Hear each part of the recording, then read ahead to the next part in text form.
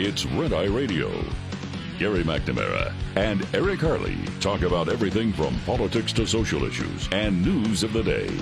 Whether you're up late or you're just starting your day, welcome to the show. From the Uniden America Studios, this is Red Eye Radio. Hello and welcome. He is Gary McNamara. I'm Eric Harley. Let's kickstart a Thursday. Gary, how are you? Good. I'm just doing some research here. All right. I got the AI overview. It's interesting. The last 36 hours, you've seen a bunch of things that gas prices are going down. And my gas prices in my neighborhood up 36 cents since Monday. So I asked AI. Yeah. Gas prices in Texas have risen by 36 cents this week, likely due to a combination of factors. It's interesting because they have the exact same amount that I do. That at my local gas station it was $2.59. Now it's $2.95. So due to seasonal demand, refinery maintenance, and the transition to summer gasoline blends. So, and I guess that means spring break. Seasonal demand. Yeah. Yep. Refinery maintenance, which normally happens at this time, and then the transition to the summer gasoline blends. So that's what I thought it was, because people talk about gas prices, and for me, I pay attention to it. It was $2.59 a month ago, and then it went up to $2.89. Then it went back down to $2.59 by this past weekend. Then it went back up to $2.95. So yeah. Spring break this week, and I think there was some schools that were on spring break the week before. So it's kind of over a 3-week period, the spring break season. When our kids were young, when our kids were in school, we didn't really travel during spring break. We would sometimes take a vacation right before spring break, but most of the time we waited till summer to do any traveling. But a lot of people are, get in the car, you go. Spring break. I know a lot of parents that took the whole week off. So, yeah, big week. I did spring break once in my life. You mean the college kind of spring break? The college spring break, yes. Yeah. Yes. 1976. Yeah. All right. So. Yeah. Wow. 49 years ago. Oh, my God, am I old? Well, it's interesting that all of these people seeking a higher education want to take a week to show how stupid they are. It wasn't really that wild, for us.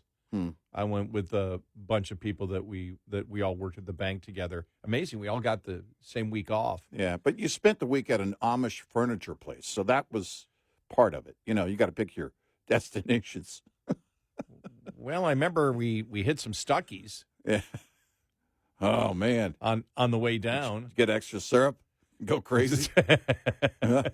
Extra syrup. I mean, we went to Lauderdale. Yeah, we went to Lauderdale, and I remember we had. I'm going to guess it was from what I remember, a Holiday Inn, and it was really. I mean, to me, it was fascinating because we were in the inner circle where the pool was. And they had balconies all around, and you would just walk around, and people would be having a party, and everybody's having a party in their room. You just walk in. Yeah. Hey, I'm from Buffalo. And they're like, we're from here. Right? Or you'd go around, and you'd find out what room was the kind of music that you liked listening to. Right. Because it was whatever they were playing, and they was like, yeah, what's going on? But it was pretty mellow, though. I don't remember. The closest I ever came to that is the years that we traveled to the Dallas area for the Texas Jam. And so basically it would be for 2 solid days leading up to the actual concert. And then, of course, the concert day, you're at the concert. But you would block out at a hotel. You would block out, I don't know, we probably had a total of 6 or 8 rooms total between everybody. And prop the doors open, so you're just walking down the hallway, filling bathtubs with ice to put beer in. I didn't drink, but all right. And and it was, every room was was full. Never really got out of hand except for playing music. Back then we didn't have Bluetooth. I'm trying to think. I guess it would be probably a boom box. A boom box kind of thing. Yeah. With I a remember cassette. Remember having a boom box? Yeah.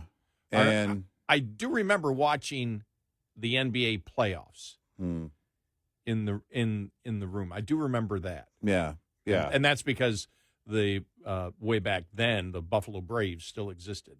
So I was watching the Buffalo Braves play. I think it was Philadelphia that year. But other than that, it was, and then a few years later when I got into radio and was working in the Fort Walton Beach, Pensacola area, living in Navarre, then I hated spring break. Yeah. Because the roads got crowded. And then people would call me and say, hey, we're thinking of coming down in spring break. Can we stay with you? Right. It's like, yeah. Well, I got to be working. Right. Yeah. It didn't matter. They still came down anyway. It was like, deal with it. And it was fine. I had a couple of friends come down and stay because I lived in Navarre at the time, right between Pensacola and Fort Walton Beach, as I've talked about before. I'm actually thinking of going back here in the next year or two. All right. I'm thinking of going back just to visit, just because I haven't been back since 88. Wow. Mm-hmm. I had to go back for a funeral, but that's it. I haven't been back since 88. And I know, like, Navarre went from, 3,000 people to like 20. It's still like a small town from what I can see, small town atmosphere, but it went from like 2,000 or 3,000 people to 20,000.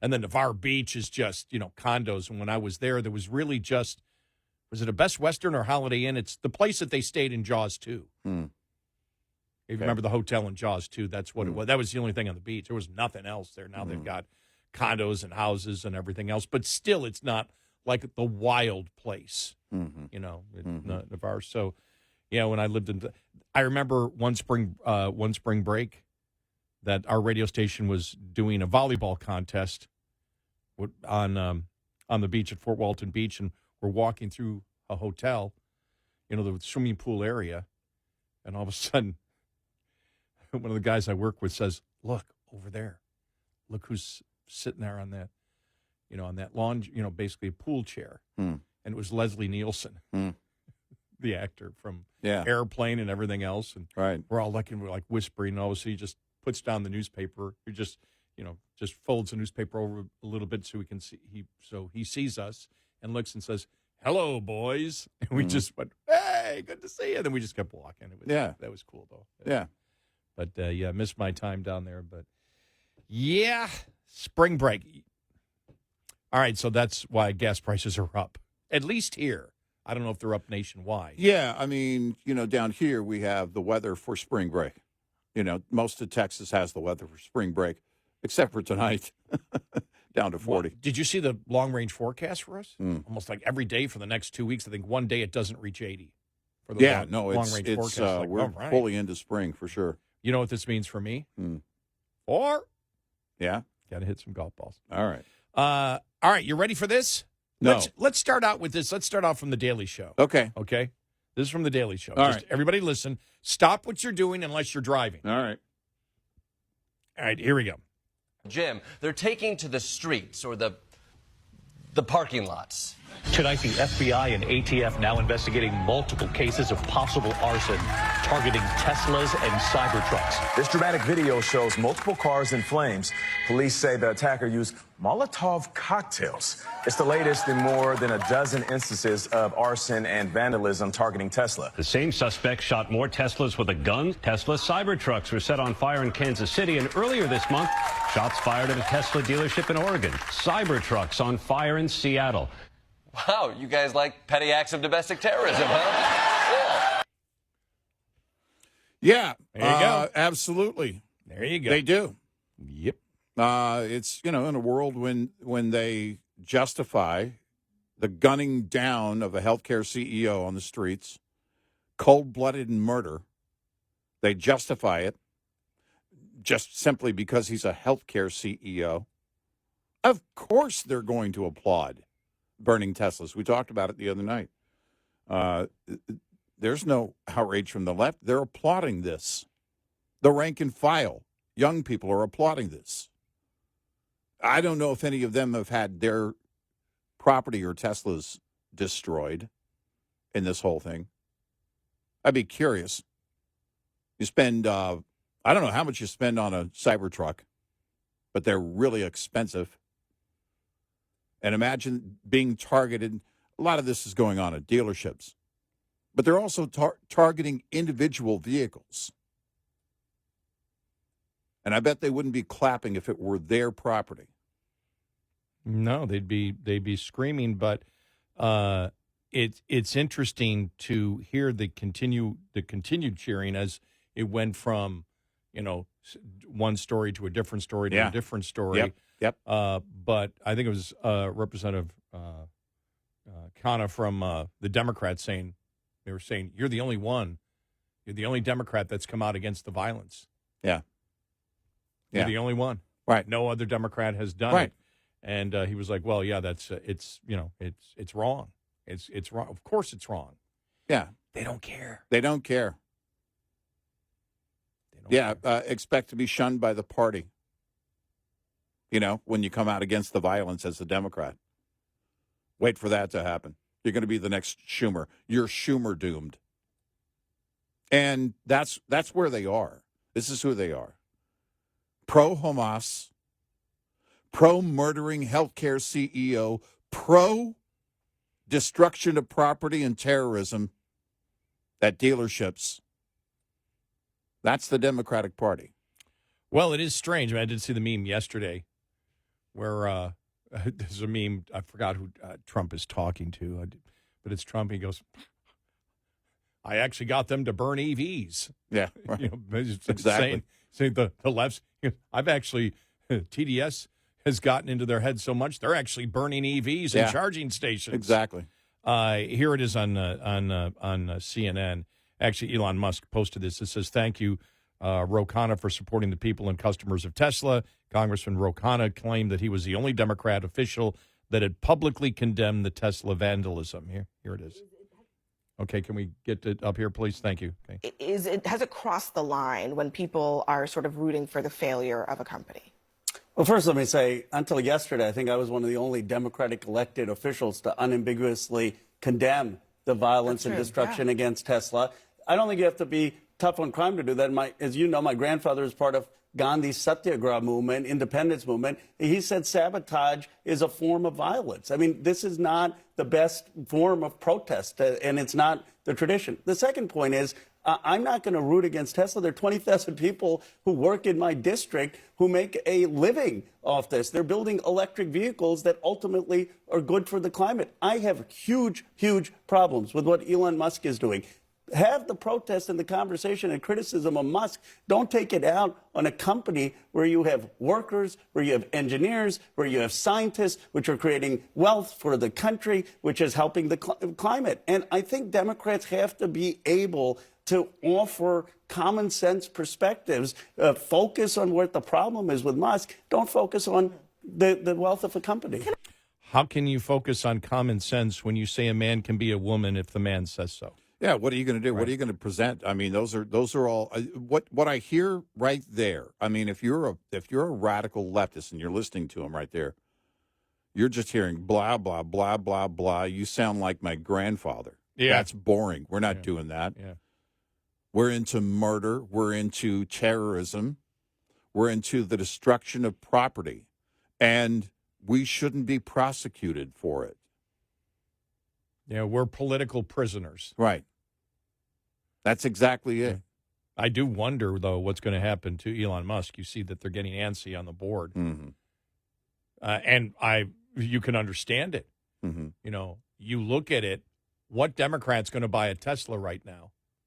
No, I mean, the sales are going to be, really tough, probably for the next 4 years at least. Yeah, I know that, Trump bought one, but Republicans, for the most part, not that they don't, because I know people, especially we talked about this yesterday, especially friends of mine that are tech geeks that have bought electric vehicles and bought a Tesla just because of the engineering aspect of it. It's not it's their second or third car, but they bought one. But the market, as we know, was the vast majority of people that were buying it were not conservative or Republican. Mm-hmm. And so you have lost a significant portion of your marketplace. What do you do? Well, How do you on top get of that, that how back? many people are going to be wanting to sell their Tesla, get rid of their Tesla because they're in fear of being targeted themselves? That's a real thing. Yeah. So, Yep. definitely not good for the brand, but what's done is done. I mean, you're creating this, again, delusional thought that somehow, destroying a company or destroying property is going to get you what you want. Mm-hmm. We're dealing with terrorists. 866-90-RED-EYE. This report is brought to you by Shell Rotella. With advanced synthetic technology, is designed to help keep your rig running with more mileage and less maintenance. It's not always easy to spring back from the harsh days of winter to warmer months ahead. From de-icing chemicals to hidden debris underneath snow and ice, winter conditions can do serious damage to your truck. Here's a must-do maintenance check to help you minimize downtime and stay rolling. Inspect your brake hoses, linings, and slack adjusters for any wear and tear. Listen for any air leaks that may have resulted from moisture freezing up in the system. Check slack adjusters for proper stroke and lubrication. And check your brake linings or pads to ensure proper thickness. Lines open for your calls. 866-90-RED-EYE on Red Eye Radio.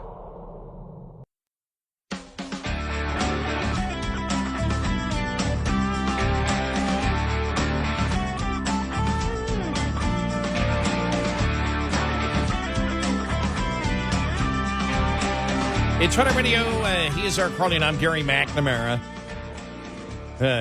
Kevin O'Leary, quite animated yesterday on CNN about the Tesla terrorism, as it's being referred to. I think go back to point one. When you set a car on fire, you should go to jail. You're a criminal. Any car, I don't think we have to actually. talk Yeah, about it not in any just other Tesla. context. And all those cars have cameras in them, and those dealerships have cameras. You're beyond being stupid when you do that. You're going to go to jail, and you now have a government that just got their mandate. They can't wait to find idiots that do this. You're going to spend 5 to 20 years in prison. If they get them on terrorism, which I think is a stretch, they will have no parole, no shortened sentence. They'll rot in hell in prison for 20 years. And frankly, as far as I'm concerned, that's okay. Breaking in, shooting a car, setting on fire, nothing to do with the politics, nothing to do with Tesla. You are a criminal, and you should go What about the broader to question jail. about the protest factor? I mean, you heard What Tim Walz. protest? You- You're I a mean, criminal. I'm talking about Tim Walz and his comments about the Tesla stock. He says it gives him a boost to see that stock going down. That poor guy didn't check his portfolio and his own pension plan for state. It's beyond stupid what he did. He's talking down a 3.5% weighting in his own pension plan. I mean, what's the matter with that guy? He doesn't check the well-being of his own constituents in his state. I mean, that's their to investment your fund. point, What a bozo. Yeah, it's, but that's who they are. They don't care. Tim Walz doesn't care about the people of his state. He's too worried about his masculinity. Exactly. Oh, my God, did he get blasted yesterday? Worried about trying to get some. Yeah, he's. He got blasted yesterday. Oh my gosh! Oh. It just didn't. It got worse. It got more viral yesterday. It did, because more of the audio cuts came out when he said, for example, well, the other side, I mean, they're afraid of my masculinity. Oh my It's like, well, yeah, that's it. Well, okay. If you had some, Tim, all right, we could have a conversation. But I forgot who said it. He said, men who constantly talk about how masculine they are probably aren't. Exactly.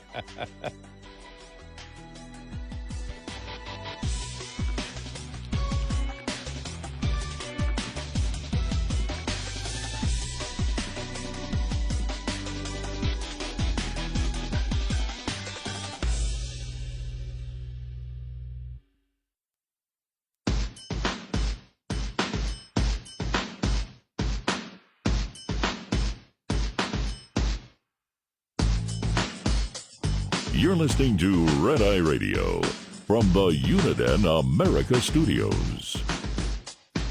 It's Red Eye Radio. He is Eric Harley, and I'm Gary McNamara. Welcome and good morning. Thank you for being here. Download our Red Eye Radio app today, our newly updated Red Eye Radio app, and you can listen when and where you choose.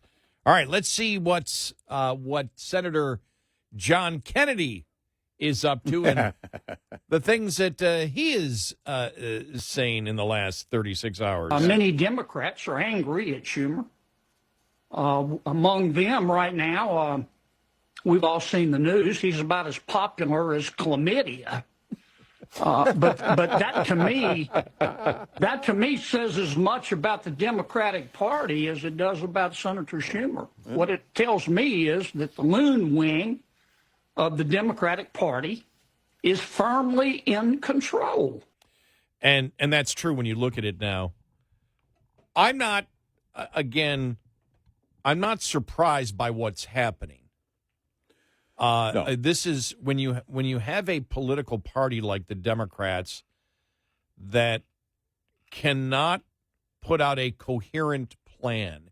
If that the American public looks at and says, well, that's based on common sense. When you believe in all these insane ideas, when you believe in open borders, when the public perceives that, and I believe it's true, I mean, the perception is true in this case, that many Democrats and the Democrats in power favor the criminal over the law-abiding citizen. When you see the inflation that we saw, when you see the vandalism / domestic terrorism, when you see that Schumer, and we've gone through the whole thing of how the Democratic Party could have spun, voting with the Republicans. They could have simply said, the Republicans gave us everything that Biden wanted and what we wanted in the last continuing resolution. So, we'll work on getting tougher, but we'll do it, next year. No, if they are right now, if Trump wants to do anything, think about it. Because I talked about that meme before where Trump is looking at somebody and saying, oh, my God, I got them to burn electric vehicles. Yeah. When you see that going on, that now they're going after that climate change means nothing. It doesn't mean anything anymore. Climate change, some of the issues, that were sacred to them, they don't care about. Right. They just don't care. Right. And when you see all of this, it isn't surprising because when you have nowhere to go, when you have promoted things that the public views as insane, a biological man can be a biological woman if the biological man says so. And everything else that you throw on top of that. Yep. There is no plan that they have.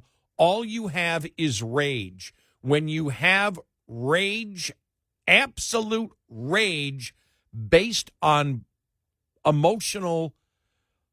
based on the emotion that you get from lies, you're going to get violence. Yep. It's simply the reality of any society. And they have no plan. They have no leader. They have lost everything that they thought they were going to get. They did not get. The lawfare that they used against Trump backfired big time. And you've got, you don't even hear Democrats out there saying anymore, he's a felon in office, because that worked against them. Why? Yeah. Because the public looked at this, and this is the problem with the judges, the judge thing right now for the Democrats. The problem with the judge thing where, they're saying Trump is doing unconstitutional things. We know exactly what Trump is doing. Mm-hmm. Trump wants everything's challenged. He wants everything challenged to go all the way up because he views it, and you and I talked about this yesterday, and I disagree with some of our conservative colleagues.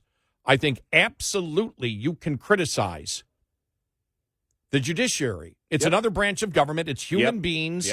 It's human beings that are part of the three branches of government. And just because they're judges, they are the exact same as a politician in the legislative branch or the president in the executive branch. All can be criticized, and all can be criticized severely. Well, and this idea, in fact, the thought behind they shouldn't be criticized is what empowers some of these activist judges. That, well, we cannot because we're the courts, and if we say so, it is so. That's not the case. Not the case. And the public knows that. They look at what the judges did with Trump, and they look at that and they just say, well, there's this narrative that the media has out there, and even some of the conservative media, that it's only politicians that do wrong. Right. And you and I've said, well, look, the last thing, we don't want doxing of judges. We don't want violence towards judges. No. That's not what we're talking about at all, ever. What we're talking about is legit criticism, and if it's okay to be over the top in your criticism of politicians in the executive branch and in the legislature, then why is it off limits for judges? Right. If they're doing wrong, if they're not following the law, they should be criticized. Right. Yep. And I don't have any problem with that at all. In fact, the criticism at times, I look at judges, and judges are different than politicians. They can be voted out of office, as we know. Politicians are different. I sort of look at the judges like I do police officers. You have been given extraordinary power that doesn't exist even in the legislative branch and at times in the executive branch, where you can say something as a single judge. You can stop everything until it gets to appeal, which means you can do something that is unconstitutional, and it can set back the country for months and months and months and even years. Yep. And so you should be able to be called out, as we've always done, when, we believe you're not following the Constitution and you're making up law. It's like, what's her name? Was it, remember when she was caught? Sotomayor. Sotomayor. Yeah. And she was talking about it. She forgot they were recording the whole thing, and she talked about, that it was what she was saying, the message she was conveying was, it is their place to be activists on the bench, to legislate from the bench. Yep. And then she said, oops, I shouldn't have said that. Right. I mean, we believe Chief Justice Roberts probably heard that. We've seen him do that a couple times. We talked about that this week on Obamacare. But but they do, on the left, that is their goal. Get on the bench and, who was it? Who was it out on the West Coast that said that one time? This has to be our goal. This has to be one of the places we can make the impact. I mean, it's not anything new or earth-shattering. There was somebody else who talked about it on the left and said, this is and should be our goal, to get seats on the court, to make sure that we're on the bench and we can do this as often as possible. You're seeing it play out right now. The number of things they've thrown at Trump, unprecedented. Do they do it on the left? No, they don't. No, we know, because we know the numbers when you look at the Biden administration, what they did, and what district judges did, and it's, as we know, they've already done to Trump what took years for them to do. The cases filed against Biden. Mm-hmm. So, but when you look at all of this, the last hope they have is the judges to delay it, but all they can do is delay it. Right. But it's fine. Yeah. I understand exactly what Trump... Well, is he going too far? I don't know what that means when you say going too far in criticizing the judges, because I believe his point is to get all these things up to the highest court, to see what the highest court in the land says the executive branch authority is. Right. You need to get to that, because I believe Trump believes that the Supreme Court, the majority, believes in the constitutional authority given to the executive branch. and it was Right. not given to district judges. And so there's no automatic anything. Well, these judges shouldn't be criticized. Why not? I mean, they shouldn't be criticized. They're co-equal branches of government. Yep. They're people that are affecting other people's lives. Whether they're appointed or not doesn't matter. They're in public service. And if they don't follow the Constitution, if they become political, which means they don't look at interpreting the law, but look to change the law or to stop what they don't personally like, they ought to be criticized. Yep. Yeah, they're not. Look, it's, again, I don't like this attitude of, well, they're beyond reproach. We cannot, because this is the courts. You can respect the system and the process and also go after the activists. Mm-hmm. You can do both. This thought that you can't do both, that, oh, no, if you criticize, it means, because that's also what's implied, that I'm criticizing the entire system. I'm basically going after the entire system or the process. And the fact of the matter is, no. They're the ones destroying the process, and they should be called out. They should be challenged in the courts. And if one of the things that comes from 2 Trump terms is that these cases get to the high courts and are decided in his favor, then it changes a lot of what they want to do as activists. It's going to limit them going forward. Now, they're still going to try. They're still going to, they're activists. They're not going to go away. But many of these things will be decided in his favor. In fact, it's already going that way. And I think that's where it's going to keep heading. And I think the public has changed a little bit. Donald Trump one of the reasons he got elected is because you had a significant portion of Democrats and independents and people that never voted Republican before or didn't probably initially like Trump, who for a variety of reasons, including they looked at the lawfare and said, you know something? It's just not the people that can be crooked. Yeah. Yeah. It can be the judges and the DAs that can be corrupt. Yep. That they can take their position of power and use it to destroy people unfairly and unlawfully. And we may not be able to impeach them or stop them from doing what they're doing, but we can ensure that the power goes back to that person who was Donald Trump. Mm-hmm. And so when I look at him, I'm just like, stop it. It's almost as if the court system is holy and above the peons in the legislative and executive branch. Exactly. Don't throw me that crap. Right. Of course a judge can be criticized. Yep. Police officers, if they do right, should be complimented. They should be, I think, lauded for taking on such a tough job. Mm-hmm. But if they're crooked, they ought to be pounded on every single day, as they are. Mm-hmm. On a case-by-case basis? On a case-by-case basis, Right. Absolutely. Yeah, because, again, the thought makes it seem like, you're criticizing the entire court. Oh, it's the same that we heard from the left when people started criticizing the upper brass and management and certain agents at the FBI. Well, right. You're not condemning all agents at the FBI. No. In fact, when you want to get the rot out, you're working in honor of those agents who are actually doing the job honestly and by the law. So, yeah, I don't buy that for a second. It doesn't resonate at all with me. 866-90 Red Eye.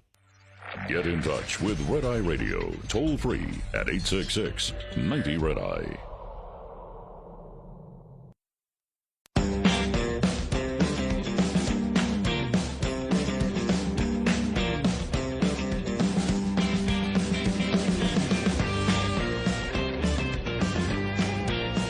It's Red Eye Radio.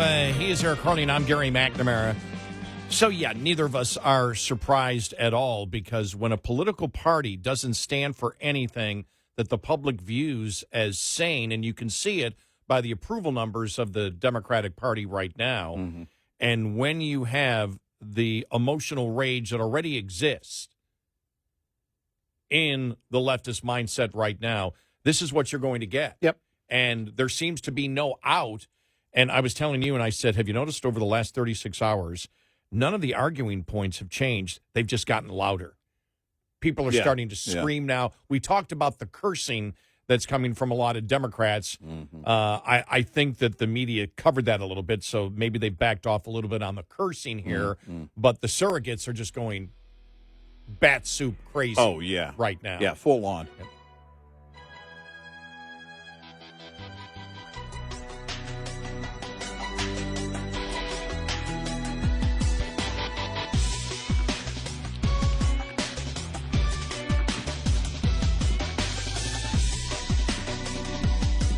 Top of the Hour News is brought to you by House Products.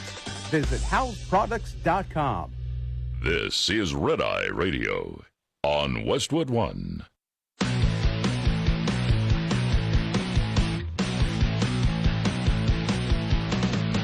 Now, it's Red Eye Radio. Gary McNamara and Eric Harley talk about everything from politics to social issues and news of the day. Whether you're up late or you're just starting your day, welcome to the show. From the Uniden America Studios, this is Red Eye Radio.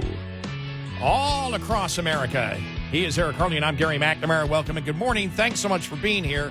As always, we thank you. Thank you. Thank you. You know, you and I were talking about and noticing, and we'll bring it up when Mark Cuban jumps on anything that he doesn't like that may be cut. He was jumping on something about yesterday with Social Security, and they were like, no, that's not happening, Mark. That's not happening. And Cuban is jumping in. Cuban is part of the, if every cut isn't the most perfect cut, then the entire thing is a failure. Yeah. We talked about this, that old saying, perfection is the enemy of progress. Because what you say is, if it can't be perfect, then do nothing at all. Right. Which, of course, is ridiculous. Let's go back to Mark Cuban in 2017. Okay. Are you ready? I'm ready. All right. And analyze what Cuban wanted back then as compared to what DOGE is promoting they will do. Here we go. As a libertarian, I think we can reduce employment in government by at least a third, reduce the overhead and administration by that much or more, so that we can offer more to services for our citizens. So there you go. That we can reduce the size of government by at least a third. The projection of Elon Musk of $2 trillion out of a $7 trillion budget would be 28%. Yeah. He's also talked about maybe we can only get to $1 trillion. That would be 14%. Right. And so does Mark Cuban even know what he is? He's certainly not a libertarian. No, not close to being a libertarian. When I heard that, I saw that cut floating around yesterday, and I heard that, I thought, ah! I know. I mean, it's one of those that just purges a response out of you. Oh. But you know, there are two possibilities. Either Mark Cuban didn't really mean it when he said it in 2017, or what he's saying about Elon Musk is garbage. It's one of the two. You know, this is, you can't have it both ways. You know, I don't see Mark Cuban going, well, I've had a change of government efficiency is a bad idea. I've had a change of heart. Yeah, this is over and over again. We've seen this. We saw this with Obama doing his version of DOGE years ago, and that made the rounds. Now another liberal, not a libertarian by any stretch, Mark Cuban here with, something that you would think of all the people that would understand that the internet exists, it would be Mark Cuban. Because yesterday it was everywhere. Everybody was posting and reposting it. And I was laughing, and it shows that either they didn't really mean it. He didn't mean it in 2017. By the way, who was president in 2017? Wow, Donald Trump. Ah, wow, look at that. Mark Cuban could have started his own DOGE back then. It could have been Cuban. Could have been heading Cuban. DOGE, right? Yeah, it could have been that billionaire doing it. But it wasn't, and there's the difference. Because I don't know. I think I put equal weight in the two possibilities I laid out. Either he didn't mean it then, or he doesn't mean what he's saying now. But you know, I that's not up to me. He would have to tell you that. But the fact of the matter is that what is the difference? There's been talk,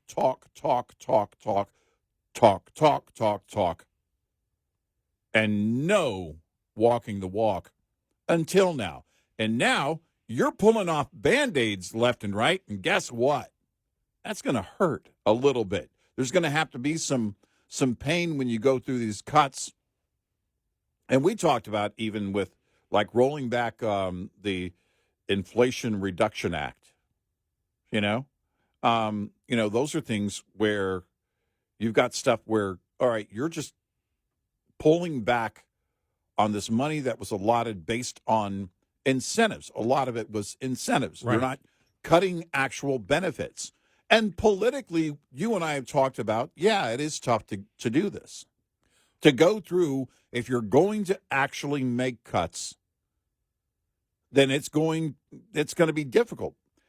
It has to be done because at the end of it, we all have to turn around at some point, and unless you're going to keep your head in the sand and face the $36 trillion and growing national debt that is a massive crisis not too far in the future. And I think just to reset a little bit here, because we know we've got new listeners who have a lot of listeners that I'm finding out now have no idea what our background is. You and I have been doing this now for 20 years in July.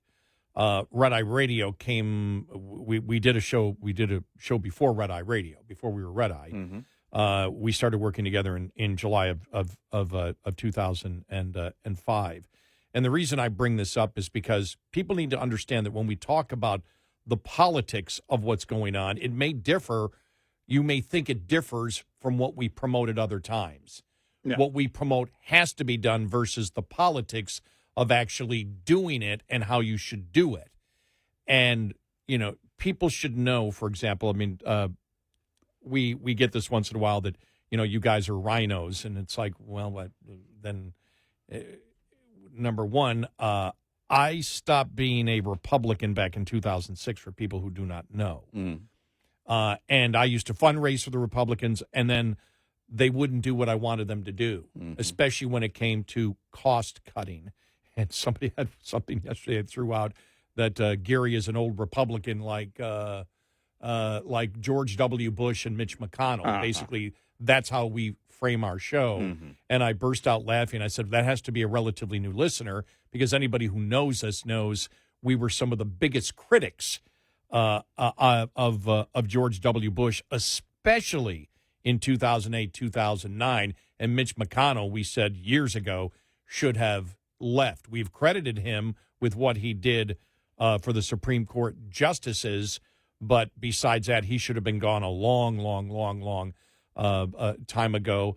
I know for me, I was furious in 2006, and people remember it, when I went after the ultimate establishment Republicans, which would have been Bush and would have been Tom DeLay on spending and things like that. So just let you know that if you think that's what we're about, you're pretty ignorant on our history. And ignorant doesn't mean you're stupid. It means you lack the facts of the stands that we have taken over the years. But if you wish to call us rhinos, I vote in the Republican primary. I never voted in a Democratic primary, but I'm an independent, and so are you. And you and I, we've actually taken the libertarian test, and I think, what were you, like 85% or something? Yeah. And I was like 75% libertarian. This goes back a few years ago. We believe that the federal government is way more involved in things that they shouldn't be involved in whatsoever. Now, the politics of how you do it is a different thing. As we have said, DOGE doing DOGE is the gutsiest thing I've ever seen a president do domestically. Yeah. Because we know the pitfalls. You saw the Fox News poll yesterday. The majority don't like, and it's big majorities, don't like how they're cutting. Yeah. Why? Because the Democrats have been effective in saying, you're cutting things that are necessary. You're cutting things that are necessary. You have to understand the fickle nature of the public at large. There are very few, everybody says they want to cut and balance the budget until you have to actually do it. Right. And you have to understand independence also. A significant portion of independents will say, we want this, but if it comes across as cruel at all, if you come out and say, oh, all federal workers are worthless, there's going to be blowback from independents. In order to win elections, you have had to win the independent vote in the United States. When we talk about how you frame a particular issue, how you communicate, it's extremely important. The other thing that we talk about is economics. Our economics is, based on the fact of observing how people respond to incentive. It's that easy. Right. And, for example, there are things we agree with the president on tariffs, reciprocal tariffs. There are other things we don't agree on, and the things we don't agree on is when they are not honest with the American people, as they have not been about what tariffs are. The criticism that we have received is basically name-calling. I haven't had one person, not one, who have criticized us that have said, you guys are inaccurate in what you said about what the administration has said about tariffs. Not one. Right. Everything is just, you don't like what we're saying. You know it's a weak spot for the president, and the tariffs are a weak spot. Generally, they're not, but Canada and Mexico, they are. The reciprocal or not. The public, basically, the vast majority of Republicans stand where we stand, which is be very careful, because this can come back and bite you, because it does. If you're not going to do pro-growth policies, this is what the CEOs are telling the president. You should have done the pro-growth stuff first. Then if you're going to do the tariffs, do it. But they're going to be a drag on economic growth. Yeah. We're not going to be in agreement with the Republicans that believe in the populist, completely inaccurate form of economics, that you can raise the cost of doing business and it is somehow a cut in prices. Right. That has never existed in the world of economics ever. Right. And so, but I just find it interesting that, and I just wanted to throw that out there because we find it a little bit humorous from people who say, you guys are part of the establishment. It's like, you've never listened to us then. Yeah. You're a very, very recent listener who takes something that you hear and extrapolate it out, not knowing the background Well, it's also, of where we have stood over the years. It's also clear that you don't have an argument. You know, exactly. Right. It's the light version of name calling. Yeah. You know. But if we were Republicans, we would be rhinos because we're much more conservative than where the Republican Party has been and where it's going. I don't. In fact, there are very few actual conservatives in the world today. Right. So we're a dying breed. Yeah. So if we're not Republicans, but if you wish to use it, if we were Republicans, we would be rhinos, but for the opposite reason that you think it's because we're too conservative. Right. From where the Republican Party has gone, which is why it was 2006. Remember when I took off Tom DeLay and there were a couple of other fundraisers I was doing, and these Congress people weren't doing what I wanted, and I said, not going to do it anymore, and I want my autonomy. Yeah, I want to promote conservative ideas. I don't want to play political idolatry, that I worship any candidate, or that any candidate is never wrong and is always right, or the thing we've heard over the years where you don't have an argument, so you say, oh, well, this person's playing 11th dimensional chess that none of us understand, but they do, and that's your justification for a wrong economic policy. Right. But like I said, we agree with the president on some of the things in tariffs, and we disagree with the president on some of the things concerning tariffs. The vast majority of things we agree with, but Republicans are not supposed to be like Democrats, the way Democrats are treating Schumer right now.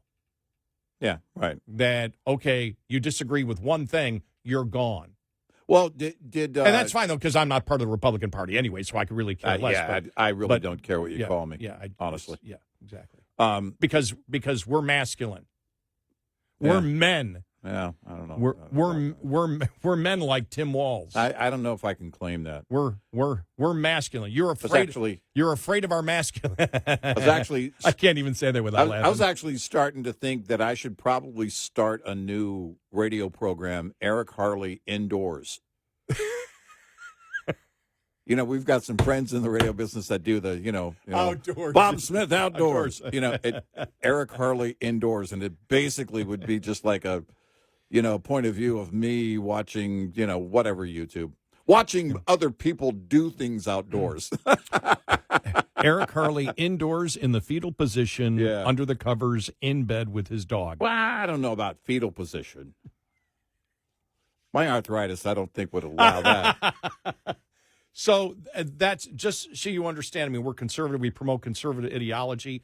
Other shows wish to play, and that's fine. They can do what they want. Mm-hmm. But we've always stated, there's got to be a show out there that's just talking about the actual ideas that doesn't get caught up in the political idolatry. And I know some of you disagree with us on some of the things, and that's fine. We're going to disagree. Yeah. And that's fine. But understand the things that we don't do. We're not going to sit there and say they're right because it's our side. Right, yeah. Not going to do it. No. Nope. We'll never do that. No. And that's just and some shows wish to do that, and that's fine. If they wish to promote whatever the Republican Party does no matter what and try to squirm through them saying some things at times are uncomfortable for them, and you can tell it at times that they really don't buy into this, right, but they believe they have to do it. And when I first got into talk radio, I felt that pressure. Well, I felt that pressure because I remember the first time I criticized George when I criticized W. I actually got the call on the air. Don't you understand? You're supposed to agree with the Republicans all the time. Oh well, when we first started, you first went off on Tom DeLay. Oh, we thought we were going to lose you on that one. There is no such thing as a brain defibrillator. Once that goes south, it's over. But then also, going after Bush on spending and number of things along the way. And it's very, we've been very consistent in that.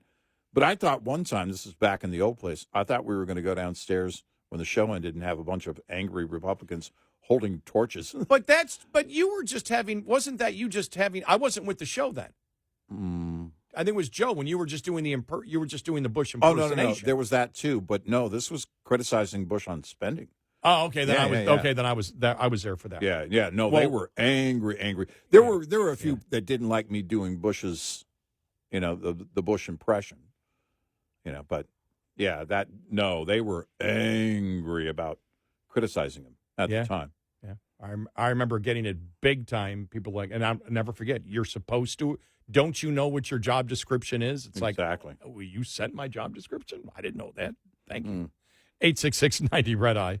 Brought to you by FPPF, Fuel Power Max. Just because idling is common doesn't make it smart. Idling a diesel uses about a gallon of fuel per hour, which can cost you about $180 per week at $4.50 per gallon if your truck idles 8 hours a day. Idling easily can cost you a few thousand more in fuel alone per year, not including the added engine maintenance expense that results from excessive idling. Harder on your truck's engine than highway driving. In addition to operating costs, many governments impose no idling laws and regulations with fines as high as $25,000. Instead, there are many alternatives. An extra blanket for cold temperatures, window screens for when the weather is warm, bunk heaters, and various auxiliary power unit options abound in this day and age too, many powered just by batteries. Otherwise, diesel and gas gensets burn far less fuel than your truck's engine. Research options to find your fit.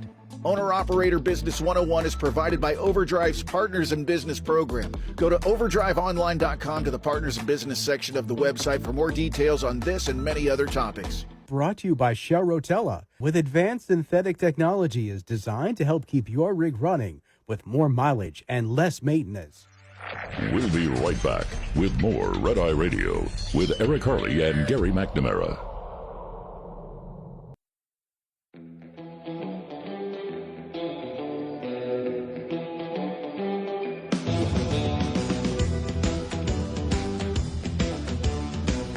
It's Running Radio. He's Eric Harley, and I'm Gary McNamara.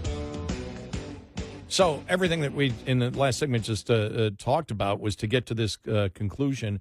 Anything that we say politically about how we think the administration, how they should phrase something, how they should do something, is all based on the fact that we don't want the Democrats to take control. It's that simple. Nope. We want Trump to succeed. That's it. Yep. We may differ from other people in our advice, but the fact is we've covered enough elections where we know what wins elections and what loses elections. So at times we say, got to be careful here. And there are some things that this administration has to be careful about. Yep.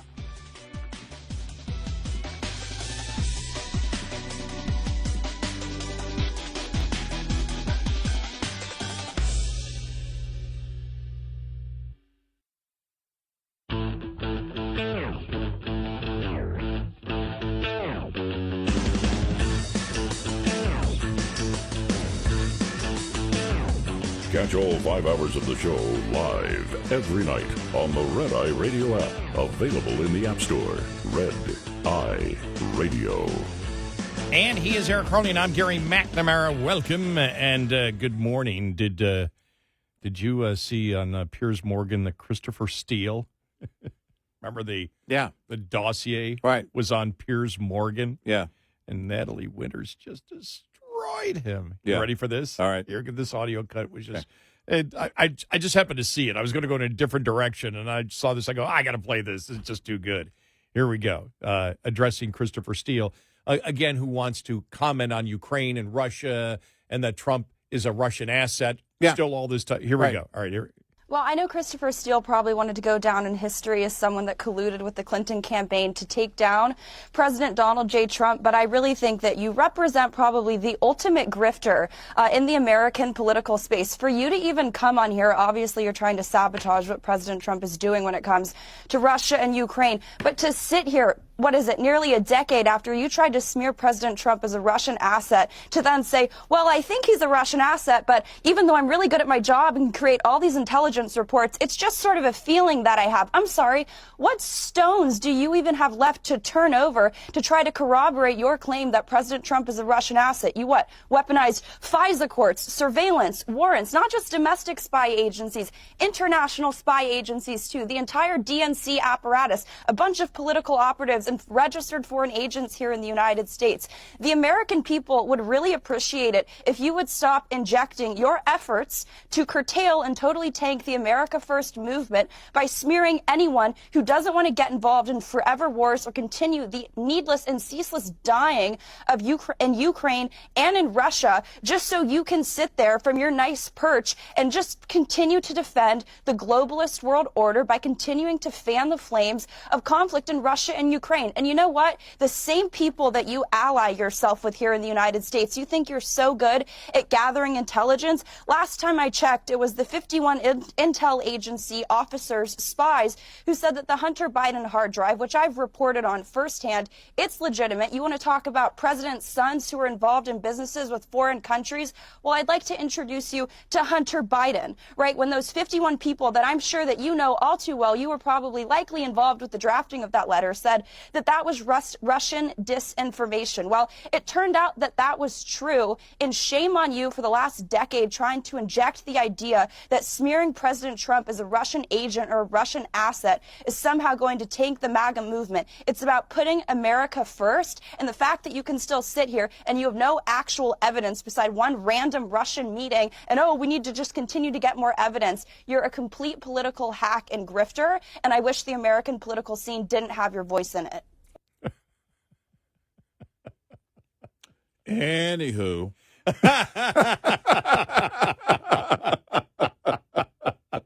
There's nothing to add to that. I do have a serious question. You and I have talked about for years, the term globalist. What does it mean now?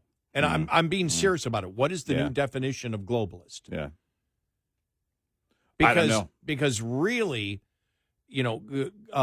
globalism, how it was originally used, here in the last, I think, couple of decades, would have been a globalist was, for example, somebody who believed in the European Union, a infrastructure, a government infrastructure that took away the autonomy of a country. Yeah. Then it became, if you were for free trade. Is it a combination now of both? And I'm being serious. I don't know. When I hear globalist now, I don't know what the exact definition of it is.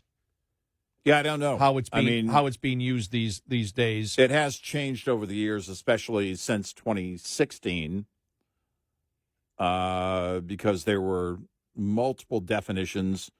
But a good question there: is it now a combination?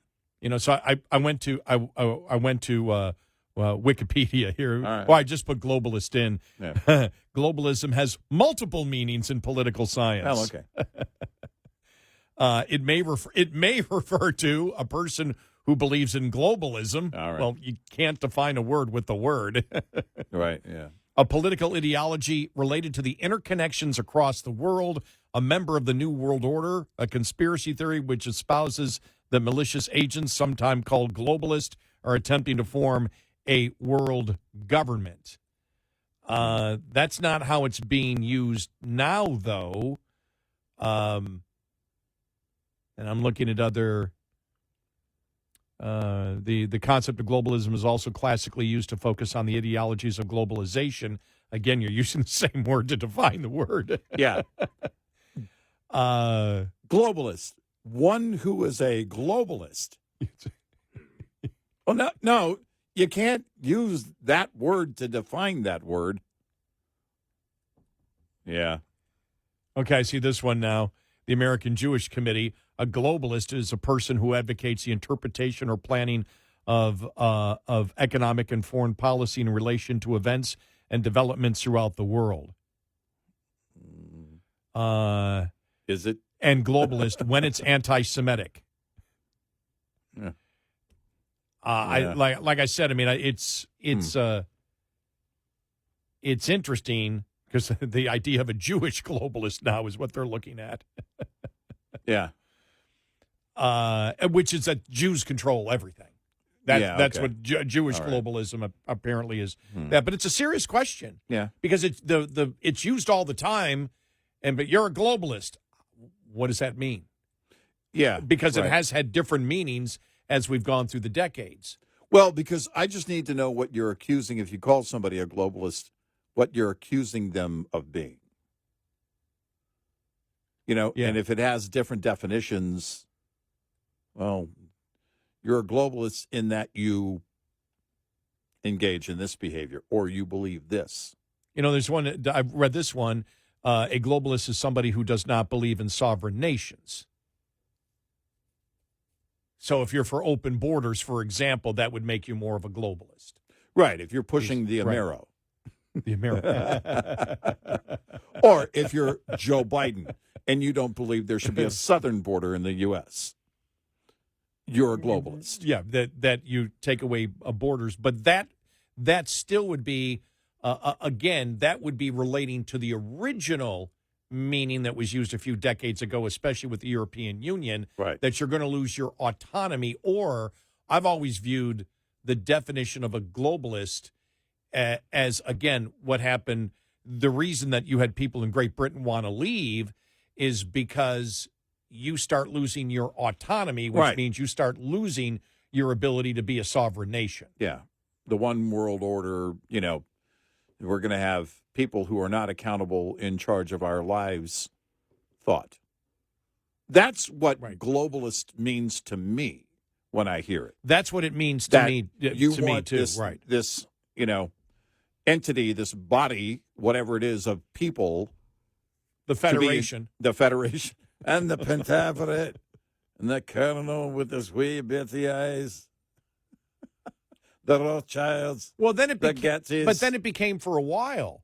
Remember, it became if you were for NAFTA or even USMCA, you're a globalist. Right. It's like, well, no, that's two sovereign nations trying to come up with a trade agreement. To me, it's about the definition should be: do you believe that there should be sovereign nations? Right. which would make you not a globalist if you believe in sovereign nations. Right. And the whole concept of having a government above all of these countries that could set standards where the representative government, whether it's whether it's a constitutional republic or the parliamentary system or whatever, but the representative government doesn't decide everything, that there are people that get appointed to this body that can then set rules where you start losing your representation. Right. That, to me, is what globalist was, but then it became, if you're for free trade agreements, you're also a globalist. And that's when probably 10 years ago you and I said, well, what's the definition? And we've continued with it now because it's used so frequently. Yeah. You know, like, you don't agree with Trump on this, you're a globalist. Huh? Well, what does that mean? I don't know. But if you can I be a globalist and also be controlled by China?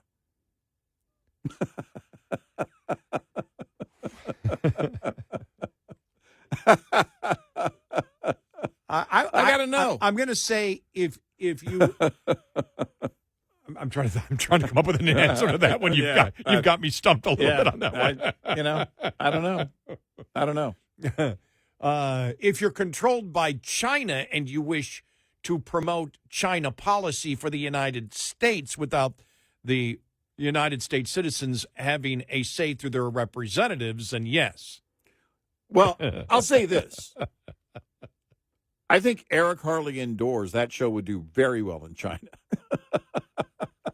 So, but it's, the trade thing is, look, then I would extrapolate that out, or I would have questions, right? Let's say we had a panel or, round table discussion.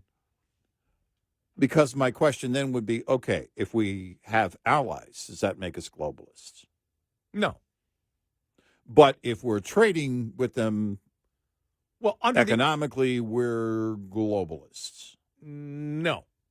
Well, I don't think so. I'm talking to the people that accuse people who believe in free trade of being globalist. Well, then you would also have to say if we consider any nation our ally, that would be globalism too. Because we're going to go support them at wartime. They're going to support us at wartime. Well, that's why I go back to the original definition, which would be you can have allies as long as it's done through your elected representatives. Exactly. Right. That's what it's always meant to me. Right. That's what it's always meant to me, too, that you have that you have that representation. Right. It's used so frequently now. Now, I think probably a couple of years ago, a couple of people called us globalist, and we were like, what does that mean? Because if you know what we believe, of course we believe in representation. Yeah.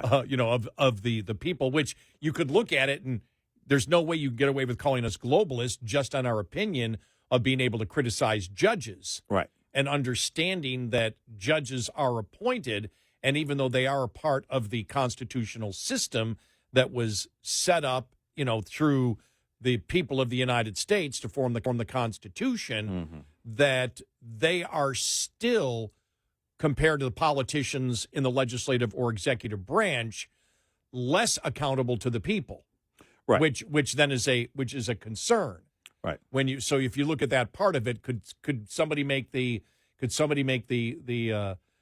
case that that the inklings of globalism are judges in a democratic republic? Oh. Look, because that representation is that we agree on that then, right? Well, it's the representation portion of it. Exactly. And I think that's what was behind Brexit. We want people that are accountable to us making decisions. I would like a much smaller central government, but even more to the point, actually. Well, that's what makes you, you want the people closer to you more accountable. That's what makes you a non-globalist libertarian. Exactly. And you want the people that are closer to you to be more accountable. You believe, in fact, that accountability based on that proximity is the whole point. But, there's something to also the conversation recently with the administration, and that is, well, we don't have to go out and agree with Germany or Canada that wants to put people behind bars for saying something or posting something. Sorry, we don't have to fully support what you're doing in that regard when we're giving countless numbers of lives, in war after war after war to defend people's rights to say things. Mm-hmm. So, I can believe in both. 866-98 Red Eye. Coming up, more with Gary McNamara and Eric Harley. It's Red Eye Radio.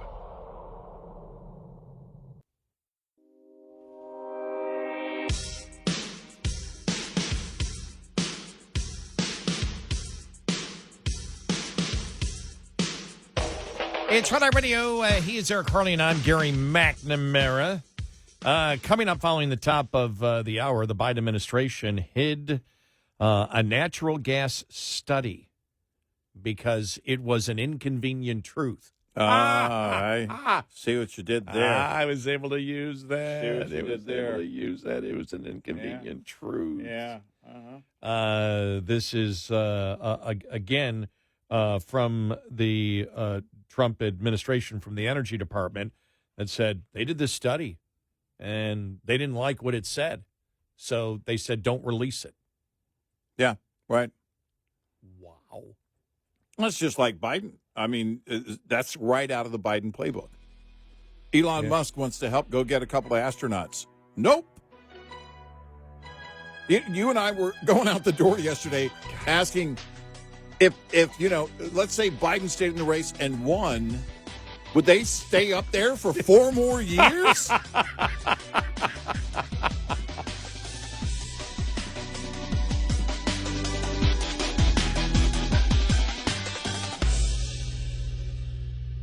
This is Red Eye Radio on Westwood One.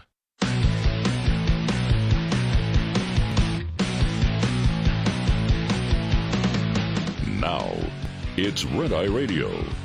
Gary McNamara and Eric Harley talk about everything from politics to social issues and news of the day. Whether you're up late or you're just starting your day, welcome to the show. From the Uniden America Studios, this is Red Eye Radio. All across America, we are Red Eye Radio. He is Eric Harley, and I'm Gary McNamara. You're raising your hands in the air. Why? Are you? No, I was Walz? signaling to our television audience that doesn't exist all across. My hand was just waving across as if it was across this great nation. I thought you were showing your masculinity. No.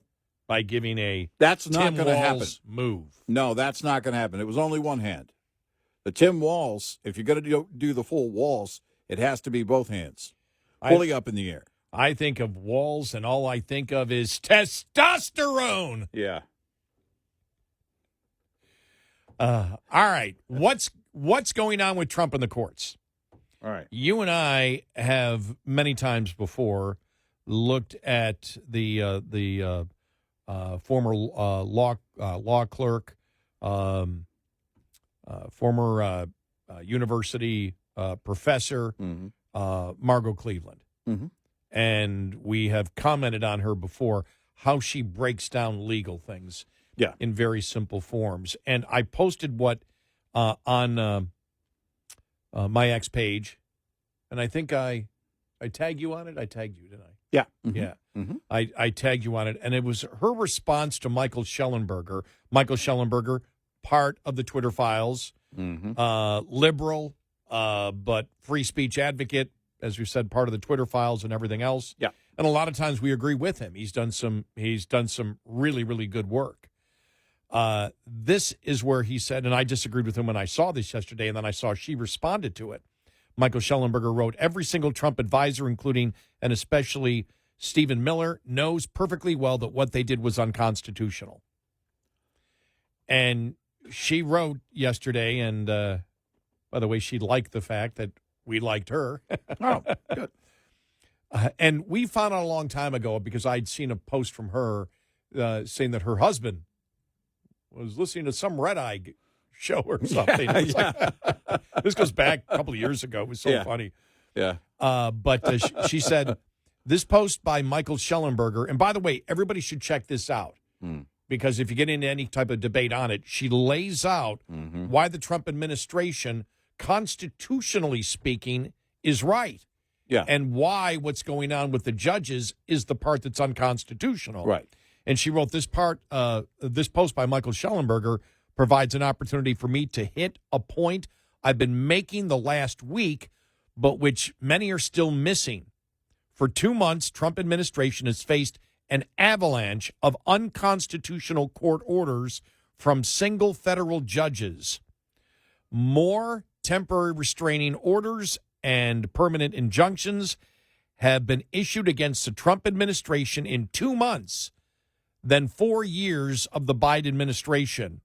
And while appeals process is still ongoing for many of those, appellate courts have already stayed several orders showing my point regarding unconstitutionality is not spin, but reality.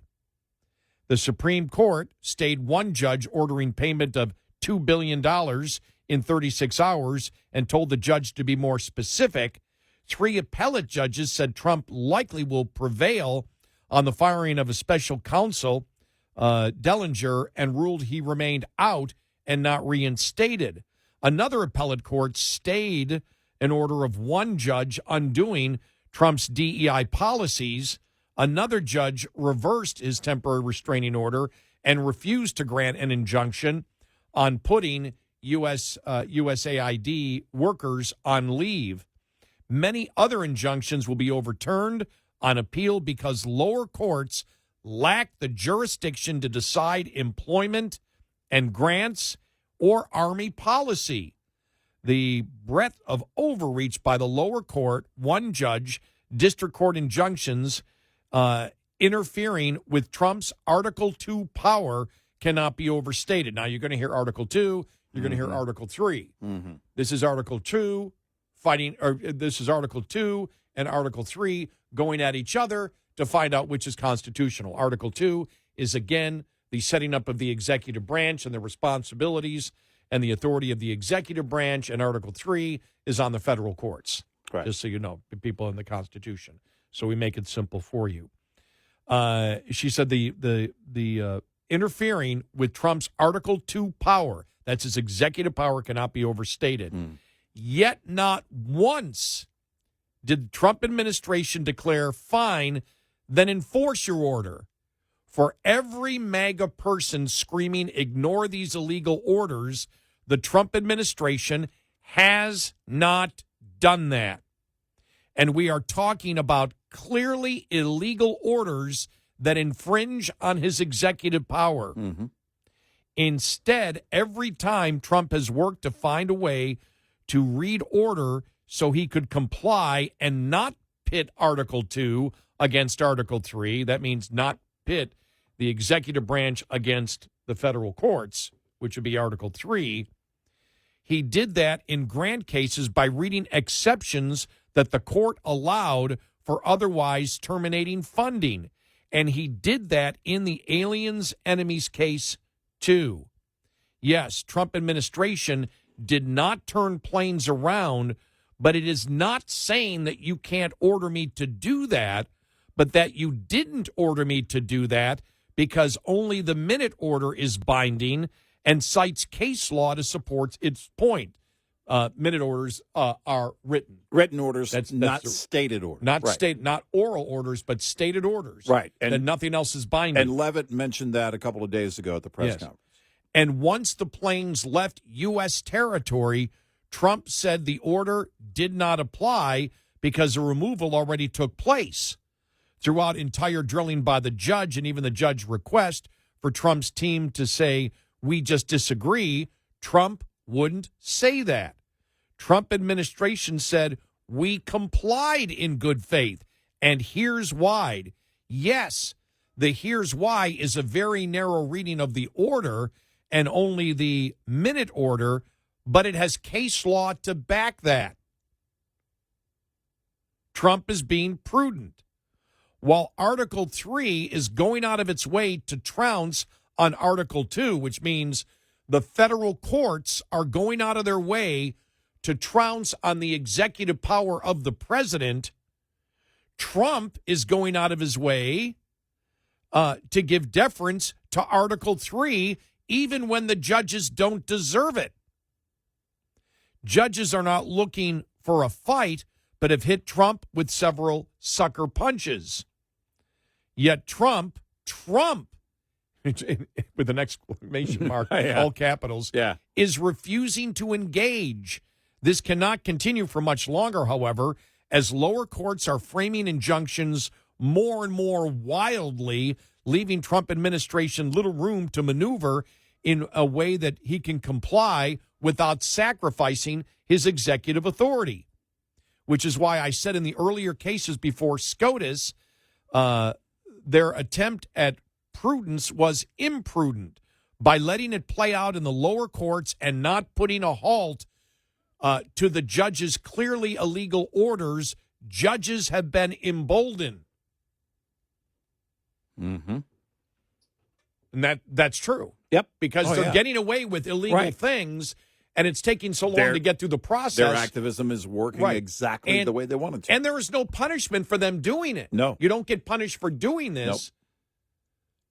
That they know they're being unconstitutional, which is why you hear the scream of impeachment, because everybody knows they're purposely doing this. It's not that they don't know that these are going to be overturned. They know they are. Right. They're doing it to slow it down. Right. Appellate courts and SCOTUS must step in now and forcefully, because problem is one of the judiciary's making, not Trump's. The judges caused this. Trump did not.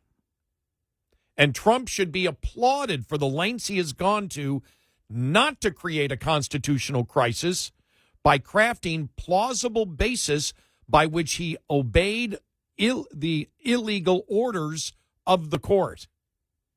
So there you go. Yeah.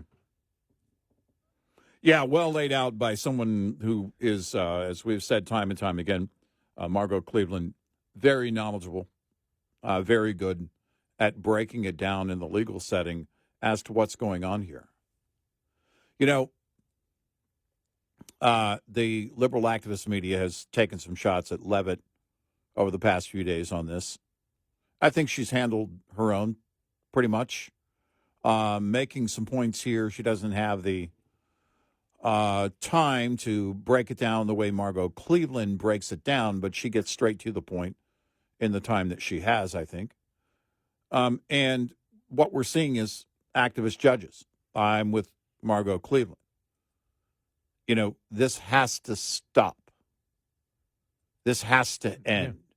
We cannot have the executive power compromised by a group of activists. And that's what we're dealing with here. And I think to simplify it, what she's saying is these judges are taking these cases and putting on temporary restraining orders, temporary injunctions, whatever, permanent injunctions. Mm-hmm. They're doing this knowing that they're wrong.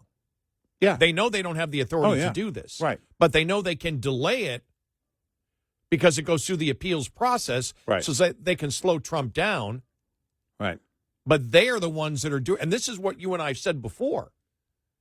You've got a public now that realizes, because of the lawfare against Trump, that there are judges that won't abide by the law, that there are judges that will manipulate the law, that there are judges that say, I want to slow down the politics of what this person is doing, even though I know what I'm doing is unconstitutional, because there is no penalty for me doing this. Right. There's no penalty for these judges doing it. That's why you've got the other side screaming impeachment. We've got to do something, because they know what they're doing is wrong. Yep. It's not like they're saying to themselves, I'm not sure what this is, so let me get all the evidence before me and hear both sides. They know they don't have the authority to do this. They know what Article 2 power is, but there is nothing. There's no penalty for them to pay to slow down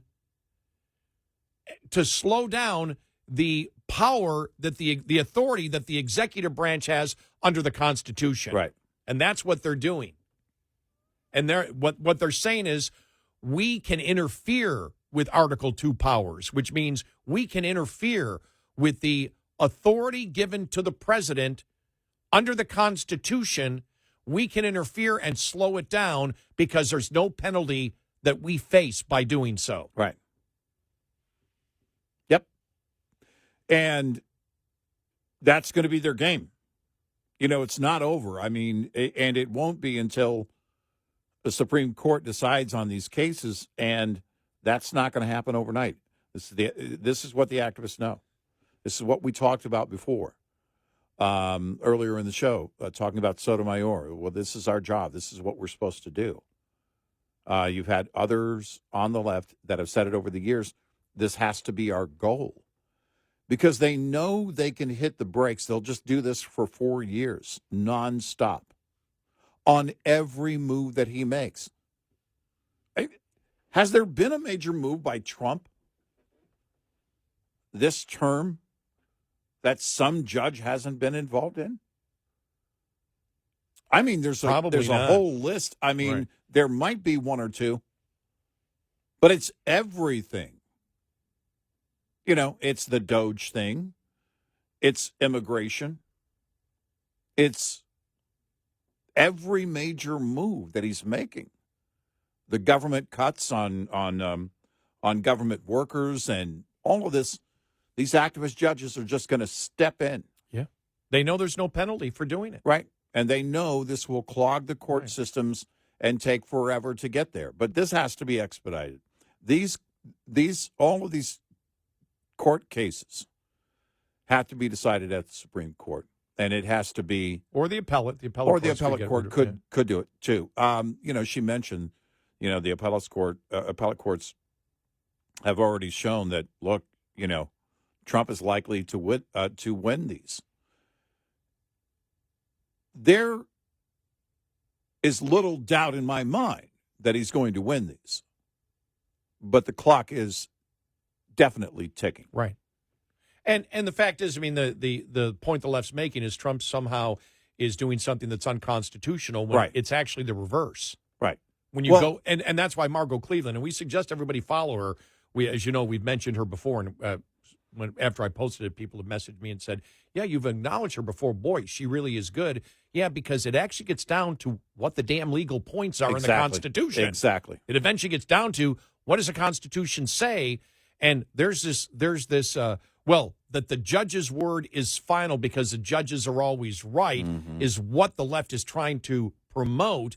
The public, because of the lawfare against Trump, knows that isn't true. They also understand about activist judges that don't want to interpret the law but want to write law. But this is a case where they are interfering. These are the judges interfering with the Article 2 authority that Trump is given under the Constitution of the United States. It's not, the courts don't have all the power. No, they don't. They don't get the power to do whatever they want to do. Right. But here they believe they can because we'll just be overturned. Right. It doesn't matter. Right. We don't care. Right. There's no punishment. We don't lose our jobs. We don't get voted out of office. Right. And that's why judges need to be held to an extremely high standard. And that's why we said earlier, I've got no problem criticizing them. Nope. Anybody promoting acts of violence in any way, we're absolutely against, just like we are any politician. But Trump, there were 2 assassination attempts on Trump. There have been assassination attempts on members of Congress, remember the softball game, and Scalise. And we criticize politicians vehemently all the time. And the left is trying to make it seem, well, you can't criticize judges. To hell we can't. Yeah, you can. Absolutely should. Because this is absolutely should not be tolerated, but the left is promoting it. This is what they, again, believe their goal is, to slow him down. They just need 4 more years. They don't have the authority under the Constitution to do so. Nope. But they do it because they know there's no punishment for us. Nope. We don't lose our gig. Nope. 866-90-RED-EYE. Lines open for your calls. 866-90-RED-EYE on Red Eye Radio.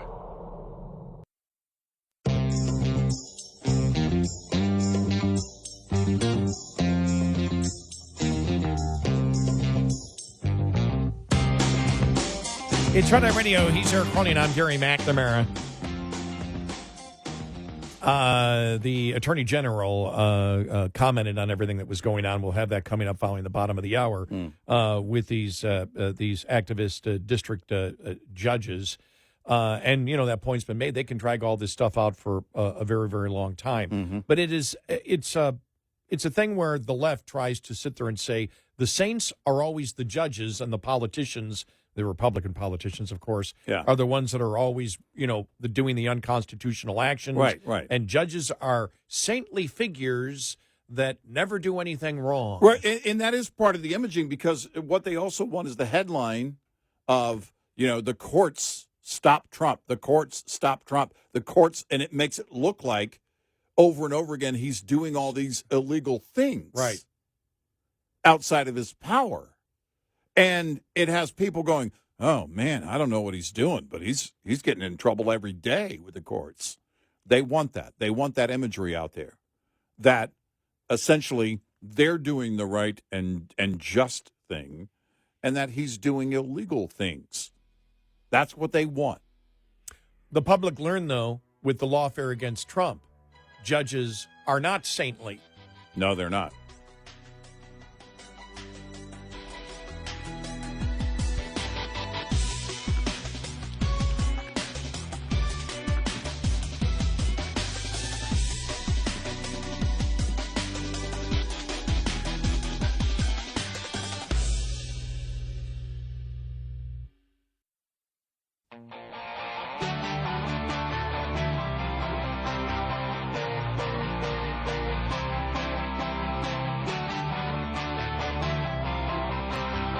Catch all 5 hours of the show live every night on the Red Eye Radio app, available in the App Store. Red Eye Radio. And he's Eric Harley, and I'm Gary McNamara. Welcome and good morning. Thanks so much for being here. Again, we suggest you check out Margot Cleveland's page on X and go to Gary at Red Eye 1 to see how she broke down how Trump has done nothing wrong, that the unconstitutional things are coming from the actual district judges here. And she breaks it down legal point by legal point and says Trump has done nothing wrong at all. Nothing wrong. In fact, you know, it may be close, but he's backing everything with precedent, with court precedent, even the fact that even with the plane going and not turning back, their argument is we've done nothing wrong. We don't disagree. We have not violated any order at all because you didn't give the minute order, which is the written order, to us. The planes were already there. And it's like, sorry, and we don't plan on doing it. And Trump said it 2 nights ago to Laura Ingraham. No, we're going to abide by what the courts say. This is an opportunity because I think, as you've got, as she said, you've got MAGA screaming, don't follow the courts, don't follow the courts. Trump isn't saying that. He's not saying that at all. He's saying, we're following the courts and we're following it to the letter of the law. We believe what they're doing is unconstitutional, so we're following it to the exact letter of the law with the precedent to back it up. Everything that we're doing, we can back up legally as legitimate Article 2 authority given to us by the Constitution, that it's the judges that are acting unconstitutionally. And you and I talked about this. If everyone that he wins, he can go back and he can use that. He can say, all these cases, 95% of them overturn. These were activist judges doing it. Yeah. Or 100% or whatever it ends up being. But this is judicial overreach, just like in lawfare. And I do think the advantage with Trump doing all this, because what he's doing, he's challenging. They knew this was going to happen. They knew these judges were going to do it. They're not stupid. They knew this was going to happen. And I think they welcome the fight because it's another opportunity for them to show the American public. You saw what the judges did in lawfare to me. That's one of the reasons he's president. Of any person who has the ability not just to gather sympathy, but credibility. Yeah, well, on this issue, it would be Trump. And if he can get these cases expedited to the highest court, then he gets a victory. I have no doubt he'll get victory here. Yeah. Or like I said before, or just the appellate court. Or the appellate throws it court. out. Yeah. And either way, he comes away with the win. Right. And there is no, because, beyond that, you can, I have no doubt more activist judges are going to be looking to jump in on every single move. Every single move. I was joking with you during the break. The city of Los Angeles has $1 billion deficit, and so layoffs are inevitable. There are going to be layoffs. Is there going to be a liberal activist? I know the answer to this, but is there going to be a liberal activist judge that stops them from laying off people? It doesn't matter about the deficit. You can't lay people off because we say so, because deficits aren't real. I mean, whatever stupid reason. And the fact of the matter is that if this goes through the courts, and I do, again, believe the Trump administration is going to have victories on every level here, do they not pay attention to did they not watch the Alvin Bragg thing and how it just imploded and how it worked to demonstrate what's going on and everything they're throwing at Trump specifically? I guess not. I guess they don't care. I guess that's what it comes down to. If they can just slow the agenda. Look, they're probably okay with just slowing it down for one day. These gang members were on a plane. These are violent criminals that were here illegally, were on a plane, and this judge basically fighting to defend them and get them. How dare you get those violent criminals back on American soil where they don't belong? It's very obvious. You can't. There's zero self-awareness, but they don't care. You slow it. If you can slow it down for one day, I think they're okay with that. Well, you can't win the issue politically, and I think Trump wants to take it to another point where you can't win it legally.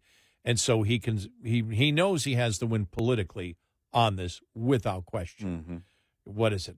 95% of America, whatever, is for getting rid of illegal immigrant gang members out of the country. Mm-hmm. And so when you lose that politically, and he also wants them to lose it legally, because then he can promote that. And and he should promote it, because the public needs to know, as I've said, there's this falsehood that exists out there, this delusional thought. I even saw a Republican say that today, no, we shouldn't ever be criticizing judges. What are you talking about? Of course you should. Of course you can. Of course you should. What do you mean? What? And there's this thing that they're saintly and untouchable, that they should not be critical. Well, of course they should be criticized. If they do things that are wrong or unconstitutional, they ought to be criticized. We see it with the Supreme Court all the time. Yeah. Then all of a sudden it's like, well, no, but district judges, no criticism whatsoever. Yeah. Shut up. Yeah, they're not beyond reproach. Everybody, you get in the arena of ideas, or you get into government, and you're going to be criticized, and there is nothing that exists except some type of delusional mindset, because you believe it'll help get you a political victory, that, let's pretend that judges are off limit and can't be criticized at all. We can say anything we want about politicians, anything we want about any other person out there, but judges know they are saintly. They hold a higher level of the three branches of government, where they must never be questioned for what they do. Otherwise, you're out of line. Oh, we've heard this before, a higher loyalty. Oh, God. I mean, it is this attitude, this idea that, we're above all of this. We are above all of this. And, Comey, I have a higher loyalty. No, you don't. Good God. You sniveling moron. What a con game that all was. It's, but in terms of criticizing. Loyalty. Exactly. In terms of criticizing judges who are clearly abusing their power, we absolutely should call them out. I think we have an obligation to do that. Absolutely. And to say, well, we shouldn't, you're working in their interest then, because you're empowering them to keep doing this. If you're going to make the case that, well, we shouldn't, there should be careful No! Here's the Attorney General Bondi on Fox News being asked the question, is it going to go to the Supreme Court? I mean, what's going to be happening here? What is the next move? And basically the argument is what we've said. Well, some of these things they could hold on for years before it ever gets to the appellate division.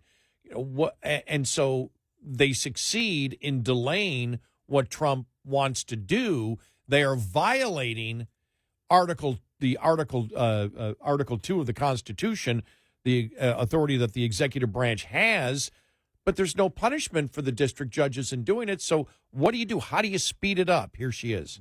Yeah, well, we will appeal through the process, but we do anticipate getting there quickly. Yes, we do need the Supreme Court. We anticipate that because many of these lawsuits, of course, are filed right here in D.C. Many of these injunctions, these liberal activist judges are based right here. These judges who have no right to control President Trump's agenda. But yeah, of course we need the Supreme Court. We will get there. We will get there fast, and we will prevail. Look what Donald Trump has accomplished in the short time he's been in office. It's remarkable. They can't stand it. They can't handle it. He is saving our country. We are going to protect Americans. We are going to make America prosperous again and safe again. I would rather her not give political rhetoric and make the legal points like Margot Cleveland did, saying here's why they're wrong, but she decided to go the other way. Yeah. I think there's a better way to explain it to the American people. Look, this is a violation. These are judges that know they can get away with doing something unconstitutional and then simply explain Article 2 and Article 3. Right. You demonstrate why when you use when you can break it down that way, you demonstrate why, and then the political is a given. The effect of that is a given. The political rhetoric isn't necessary. Once you demonstrate why what's happening is absolutely within his power. Right. Because that's where you win it. You win it on the legal points. And with everything, that's why we promoted Margot Cleveland here on both of our X pages, if you want to check it out. And her very detailed but very easy to understand every single legal point that has gone on here. And it's so critical that somebody do that to take this out of just the ordinary political rhetoric back and forth, that one side is saying, don't follow the orders, and the other side is saying, Trump is being unconstitutional because he's not obeying the court. Well, neither of those two are happening. Right. That's not what's going on. Right. So somebody's got to explain it, because you win. When you read Margot Cleveland, you're like, that's slam dunk. Yeah. Yeah, you're right. Yeah. Yeah, you're right. Every point she made, she's correct on. Yep. That's a legal point. That's a legal point. That's a legal point. That's a constitutional point. It's not a political rhetoric point. Right. It's a legal point. Right. And so that was great what she put on. We suggest everybody read it at Gary Red Eye 1, or you can check it out at Eric Harley. Right. Yep. And I reposted her thread. So, again, you want to look for these breakdowns, because quite often, without even seeing it first, we'll seek her out on when something happens to see if she's done a breakdown, if she's done a thread on it, because it's just, I think it's imperative. I think it's important to go through step by step what's happening here over and over again. The left and the liberal activist judges, the liberal activist media, they're going to work to bring these headlines to the top. Judge stops Trump. Judge goes after Trump, or whatever it is, orders Trump, or however they phrase it in their headlines, to make it look like Trump is breaking the law. Yeah. When it's the reverse. And you're bombarded with those headlines. I don't know how many of my every day, my push notifications, when they come from even sometimes Fox News, it's stated as if, again, Trump is doing something wrong. Yeah. You know, and what was the one the other day? The one judge said, likely unconstitutional. What do you mean? Likely unconstitutional. Possibly unconstitutional. Is it or not? Exactly. You're a judge. Yeah. One way or the other. Say it. Well, they don't have to. They can get the headlines. They can be carried by, what's left of the Washington Post. Bezos should get on that, by the way. If you're going to change that newspaper, you better do it pretty quick. It's dying by the second. CNN, the same thing. But they can't help themselves. They're activists. They're not journalists. 866-90-RED-EYE. Get in touch with Red Eye Radio, toll free at 866-90-RED-EYE.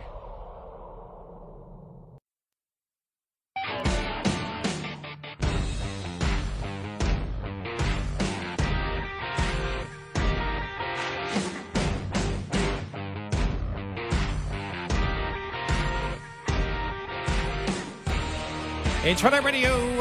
He is Eric Harley, and I'm Gary McNamara. Welcome and good morning. Coming up following the top of the hour, more on Mr. Masculine. Tim. Captain Masculine. Captain Masculine. Wow, the new superhero. Captain Testosterone. We'll I have filled the oil on your car for you. That was antifreeze, Well, dude. I saw that Jonathan Turley had something to say on the whole thing, so I went, Yeah. Turley I saw got that. into the Walz thing? Okay, Yeah, I saw that. Got to make sure we cover that one. And the Biden administration hid a natural gas study. Shocked. Why did they hide it? Because of the inconvenient truth. Yeah, see what you did there. It's the second time I've done it today, That's promoting right, that story coming up. Yeah, exactly. You should use it more. Yeah.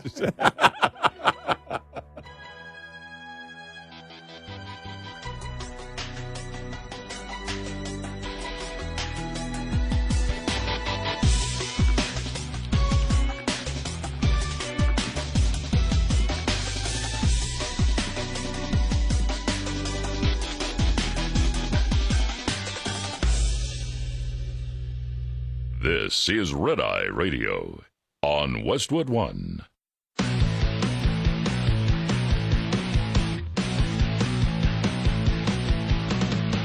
Now, it's Red Eye Radio. Gary McNamara and Eric Harley talk about everything from politics to social issues and news of the day. Whether you're up late or you're just starting your day, welcome to the show. From the Uniden America Studios, this is Red Eye Radio. All across America. We are Red Eye Radio. He is Eric Harley, and I'm Gary McNamara. Good morning. How's everybody doing? Hanging in there? Yeah? If we had Tim Walz on as a guest and the intro song during that segment was Helen Reddy, I Am Woman, Hear Me Roar, that'd be wrong, like completely wrong, or just wrong? Well, no, because you would be insulting his masculinity and you would be proving his point that you are intimidated by his masculinity. That's right. I'm intimidated by playing the song as I introduce him. Well,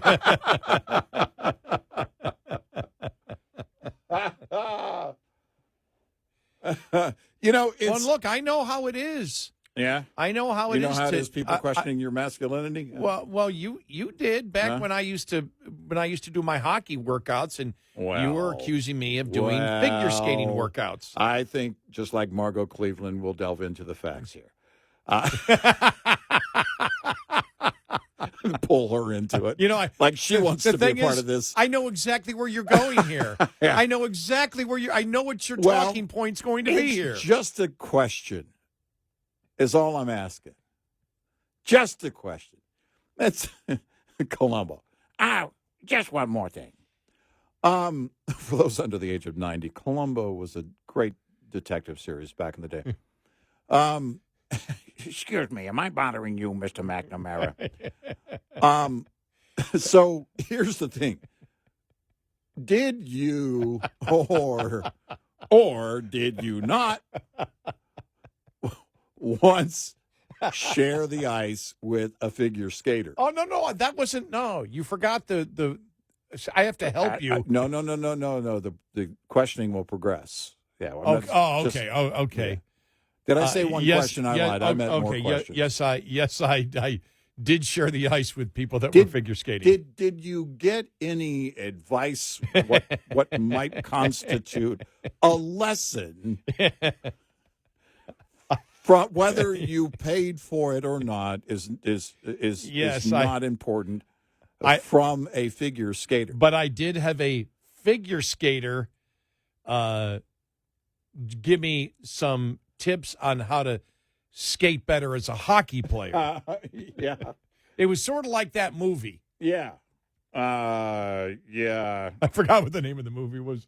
Remember the hockey player and the Cutting Edge. The Cutting Edge. Yeah. It was sort of like the Cutting Edge, except I didn't like wear figure skates. Oh, by the way, we loved that movie. For a long time we'd go around the house and go, toe pick. See, I hated the movie. Yeah, you did? Yeah, because I need to say that in order to prove my masculinity. Yeah. I loved the movie. It was great. God, Walz is such a... seriously, you and I have so much fun talking about stuff like this because normal men never walk around talking about their masculinity. No. That's how stupid it is. It's like... Well, it's... And if you're an adult and somebody says, I don't believe you're masculine. Okay. Okay. Or as I always reply, that's okay, honey. We're married, so I don't need to prove anything. We've been married for well over 3 decades. Let me see. Has anybody ever... Well, just besides you and the figure skating, has anybody ever challenged my masculinity? Yeah, right. Exactly. In a way that offended me. Well, yes. What? Oh, I remember when we were kids. No, okay, we were kids. The worst thing you could be called if you were a boy was a femme. You're such a femme. Oh. I remember that as a kid. Yeah. But see, that didn't get to me. The only thing that got to me is when my brother and our neighbor across the street, Dave Sublotny, said to me, I don't know how old I was. Mm-hmm. I can't remember. I don't know how old I was. I don't know if I was 7, 8, 9. Mm-hmm. And I had my hair was very blonde and curly. So they got on this thing of saying, there's Gary with the cute little dimples and the curly Q in his hair. Okay. And I was full of rage. So I was like Tim Walz because in my mind, they were challenging my masculinity. The only thing is I was probably 7 years old, not an adult man. Well, it's,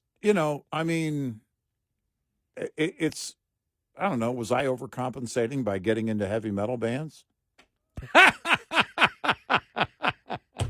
Well, yes, because that justified growing your hair long like a woman. Well, then again, Rob Halford, lead singer of Judas Priest, is openly gay. But I'd say he's pretty masculine. I was going to say, are we going to delve into your psyche now? Well, it's like, we'll delve into the idea that This is great. don't think it was ever a thought. I know. I know. That's You the know, thing. I mean, but and that's the whole point. Tim Walz is really making this a thing. You know, you're going on and on about it. Maybe you don't focus on it so much. It clearly hurt. We can see the pain in the comment. He wants to fight half this country. He's very emotional and has very sensitive feelings. Well, here's the thing. When I picture him fighting, I picture Chris Farley, you know, the Chris Farley doing this number with his, I'm trying to describe it. I don't know how to describe it on the radio, but Chris Farley standing there with his both arms wailing, you know, back and forth, swinging. You know. So he's following the Marquess of Queensberry rule. Yeah, exactly. Okay. You know, it's because Put him up. because we said, you know, not only does he look like, you know, when he was coming out on stage, a little like Richard Simmons, he also looked a little like Chris Farley. Yes, he did. You know, with his belly hanging over his belt. You know, because somebody remember they did the side by side. Chris Farley coming into the auditorium one time. Yes. Remember, and they had it side by side, and it was hilarious because it did fit. Yeah, and he's got the big belly going over his his belt. You know, the whole thing. But when he talked about fighting Trump supporters, I just pictured Chris Farley standing in place and wailing his arms back and forth. But I'll beat you up. Yeah. You don't agree with me? I can beat you up. Well, I can take you. Right. I mean, does he just walk around doing that all the time? He's walking down the aisle at the grocery store. I can kick your butt. I'm sorry, sir. I was just reaching for the coffee creamer. If you don't mind. Flavored? Yeah, no. Okay, just want to make sure. I was that checking. would be weird. I'm a guy. Why would it be flavored? Right. I was. Guys don't like flavored things. What's wrong with you? So the fact that strawberries and cream, by the way. Okay, huh? for me, I just got some yesterday. The cinnamon roll. It tastes just like a cinnamon roll. Maybe what you want is an actual cinnamon roll. So now our masculinity is judged by our sweet tooth. Right. Yeah. Well, the problem is, the difference is, though, you know, I'm not going to put one on a dainty plate. I'm getting the whole package, and it's going to the couch with me. You know what I mean? And it's not coming back. Say your goodbyes now. The cinnamon rolls are gone. And so are the M&Ms, by the way.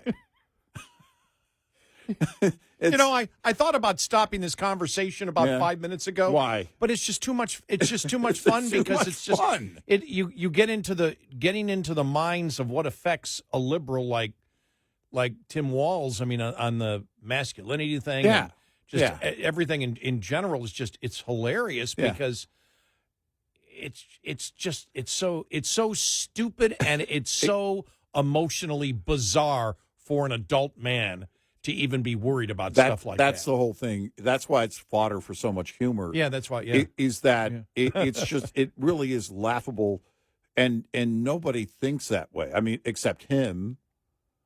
You know, I mean, everybody joked about it because, you know, the imagery is pretty funny. Coming out jumping around on stage. It's like, okay. The reason it's funny, first and foremost, is because not one person, even Kamala herself, was that enthusiastic about Kamala Harris. I'm not wrong about that. Nobody was. That was fake all day long. Well, wait a minute. She wasn't even that enthusiastic. We won't put Trump, but what if Vance came out?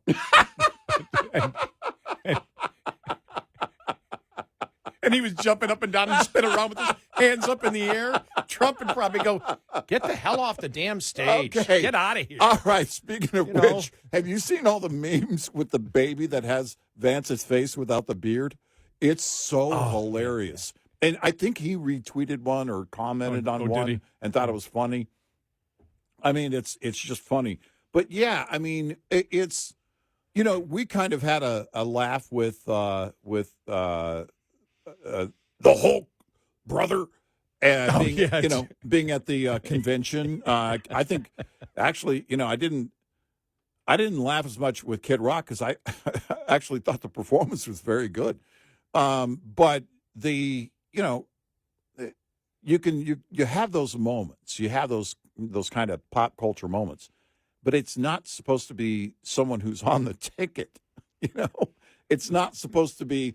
You can have your fun, but it was rather comical. It was honestly, again, why it was so comical. I thought, first and foremost, is because nobody's that enthusiastic about that ticket. And did it also come to the fact that when you look at Trump and you look at him picking Vance, they came in and said there's serious problems that have to be solved. Yep.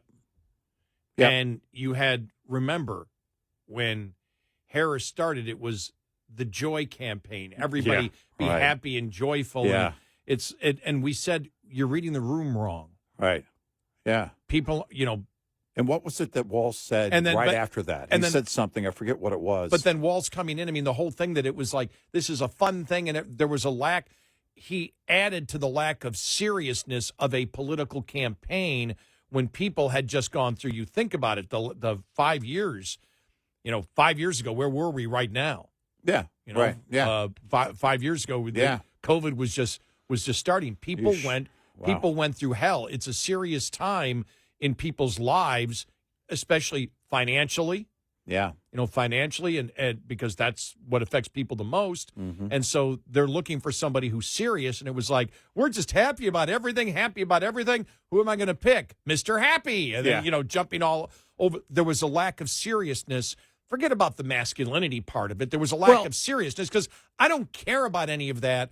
When I'm looking at the people that I wish to lead the country, I care about people who can get things done. I really don't care about any of the other stuff, just pure entertainment that we can have fun with. Because it was disingenuous, because it was like a week after the Joy thing, Tim Walz himself was telling people to something like shut the hell up or something, and it was like, it was like clearly angry. It's like, man, I don't know what's going on with you, And that's the other thing, too.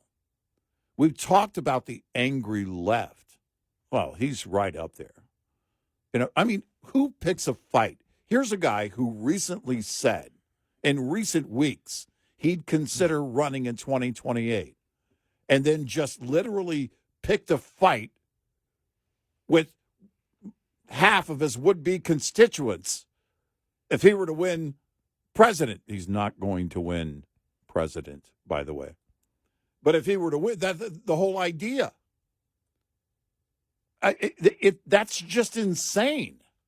It tells me you have zero clue as to what's going on, no self-awareness. Was it Kevin O'Leary pointing out that the state fund has, investments in the pension fund of Minnesota has investment in Tesla. And he's sitting there celebrating Tesla stock taking a hit, which affects those state workers and their pension funds. But that's the kind of lack of seriousness when your concern is insults. And that's what we're going to get to, because Jonathan Turley wrote a thing on Walz, talking about Elon Musk. And think about this week, that the attacks on a legal immigrant to the United States. Yeah. Because he attacked him. He said, that he's a naturalized citizen. He's an unelected South African. And you've got the left now burning electric vehicles and electric charging stations and attacking legal immigrants. Yeah. That's how posterior backwards everything is right now, because they're just full. They're not full of joy. They're full of rage. And believe me, Walz, with that whole thing on his masculinity being attacked and his obsession with that, all is based on the rage that he feels because someone he believes in his mind has verbally assaulted him and dared to call him basically a woman. Right. Adult men don't give a damn about stuff like that. In politics, you care less about it. Right. Grow up. Right. Grow up. Move on. There's going to be jokes made about you. Exactly. And if you can't do it, if you can't take a joke, well, sorry, you're in the wrong business. But it's his full-on anger on full display. Yeah, he's furious about it. He really is livid about it. Yeah. I can take you. Yeah. I bet you I could take these. I could take the MAGA people. I could take. Yeah, I that's just bizarre. And we were all laughing, thinking part of our masculinity came in and said, "No, you can't." Yeah, I don't see that happening. 866-90 Red Eye. Brought to you by Hot Shot Secret. Hi, I'm Jen Loomis, a transport safety expert at JJ Keller, and I'm here to share a tip on speed and space management. When driving, you need to manage the space around your vehicle so that there's enough space to allow you to adjust when traffic conditions change. The space ahead of your vehicle is the most important and one of the easiest to monitor and adjust as needed. One rule of thumb is to allow at least 1 second for each 10 feet of vehicle length at speeds below 40 miles per hour. At greater speeds, add an additional second. It's impossible to keep other drivers from tailgating you, but there are some things you can do to make it safer, such as increasing your following distance, avoiding quick lane changes, and slowing down. There are also several things you should do to ensure that there is plenty of space between the side of your vehicle and other vehicles. Don't hug the center line, avoid hugging the right side of the road, and avoid traveling alongside other vehicles in strong winds, especially crosswinds. This tip was brought to you by JJ Keller and Associates. Visit us at jjkeller.com. We'll be right back with more Red Eye Radio with Eric Harley and Gary McNamara.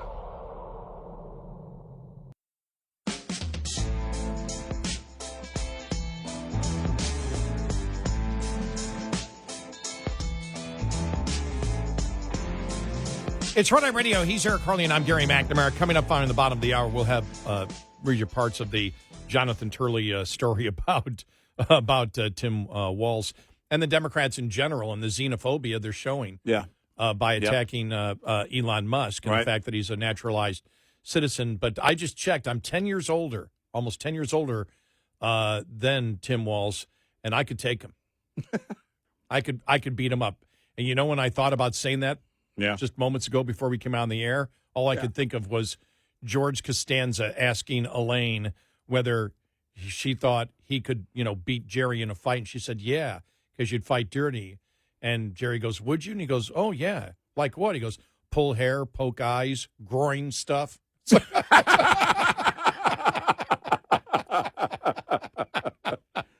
Yeah. But now I feel more like a man. I feel masculine because I proclaim publicly that I could beat up Tim Walz. Yeah. Well, it's good to, proclaim something that nobody can ever prove or disprove. It's awesome. It is. It is. Feels great. Now I feel like a man. Exactly.